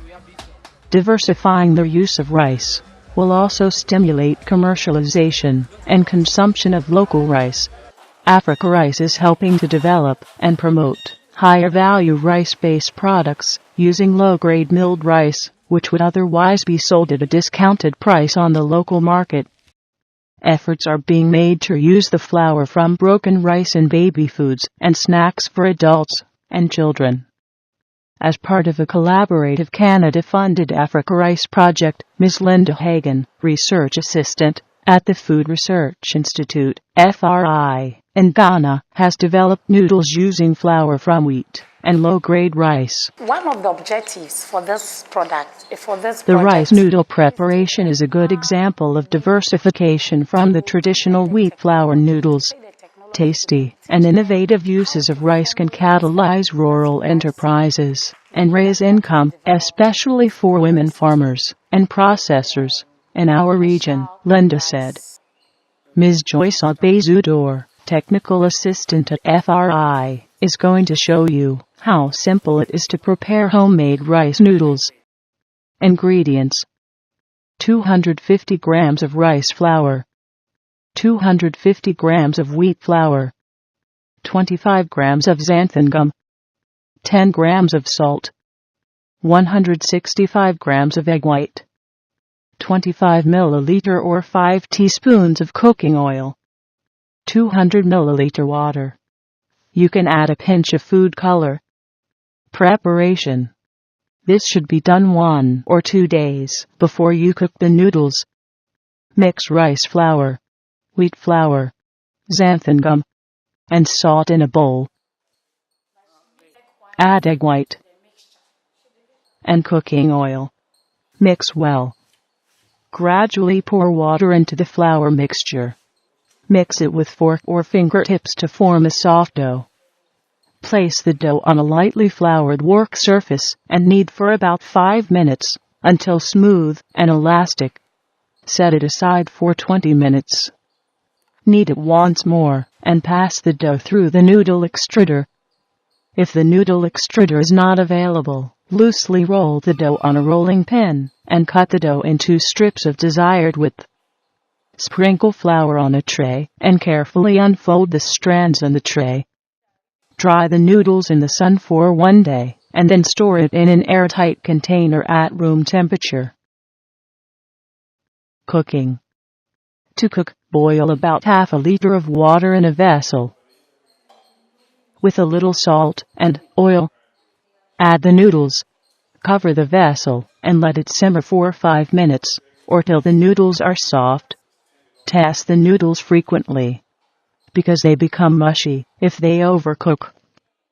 Drain the noodles through a colander. Rinse the noodles under cold water to stop the cooking. Drain once more. Serve warm rice noodles with any sauce of your choice. Bon appétit! For more information, visit www.africarice.org. vRoadway, where web-based videos meet mass audience. In Africa, many families depend on the open water to live. It's part of their daily life. As a result, drowning is common. It claims thousands of lives every year. Many are children who simply cannot swim. All it takes is for a child to go out of their depth, to be caught in a flood or a storm, and they can do nothing to save themselves. The RNLI has worked with and learned from other organizations to develop the Aquatic Survival Program. It teaches children to be safe around the water, to swim, and to survive. It's about sharing knowledge that will save lives. A small investment, a small intervention, a very big impact. Makami Simba is one of many who are determined to share that knowledge. Inungwi, Zanzibar, na mimi ndo nyumbani hapa. Tunahitaji maji kwa kuishi, na maji yanatutoa roho sana. Tunakufa sana. Mimi ni mvuvi ambaye navua kwenye kijiji chetu cha Nungwi, na vile vile ni mjumbe wa Panje Project, ambao ni mradi wa hapa kijijini umeshirikiana na RNLI. Kwa hiyo tumefurahi sote kwa ajili ya kupatiwa mafunzo ya uokozi. Hivi maji mnatumia kwa shughuli gani maji? Maji tunatumia kwa kufulia, kuogea, kunywa, kupikia, kuoshia vyombo. Asante. Mnajua kuogelea nyote? Kuogelea? Hatujui. Hamjui? Kwa nini hamjui kuogelea? Kwetu hatujafundishwa. Hamjafundishwa eh? Mnapenda kufundishwa? Mnataka? The RNLI is training local organizations to teach the course. It's all about skills and knowledge that show children how to keep safe in and near the water, and how they can help to keep others safe. The Aquatic Survival Program has 2 stages. Stage 1 starts in the classroom, educating children in vital water safety. This takes about an hour. It's interactive and fun. The children are taught 10 basic safety messages and then use games, drawing and song to help remember what they've learned. If there's access to safe water in the area, the children have the option to go on to stage 2. This involves learning practical swimming and survival skills, which can be taught in a river, pond, pool, or the sea. A child is much less likely to drown if they can swim. It's that simple. They are learning how to swim to safety, stay safe until help arrives, and rescue others.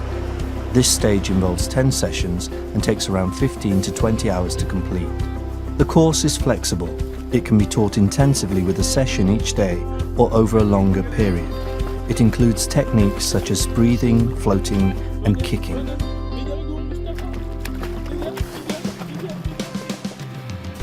Unaona mazuri na sababu tukimuona mtoto amepata tatizo la ndani tunajua kumsaidia. Na tusaidia kuogelea. Na mshaji wa kuogelea eh? Asante. Likija shirika jingine kama hili hapa Afrika, basi watoto wengi watafanikiwa kujiokoa kwa mafunzo ya kuogelea. Asante. The RNLI wants to work with other organisations to help deliver this programme to communities across Africa. With your help, we can do it. We can make the water a safer place for everyone.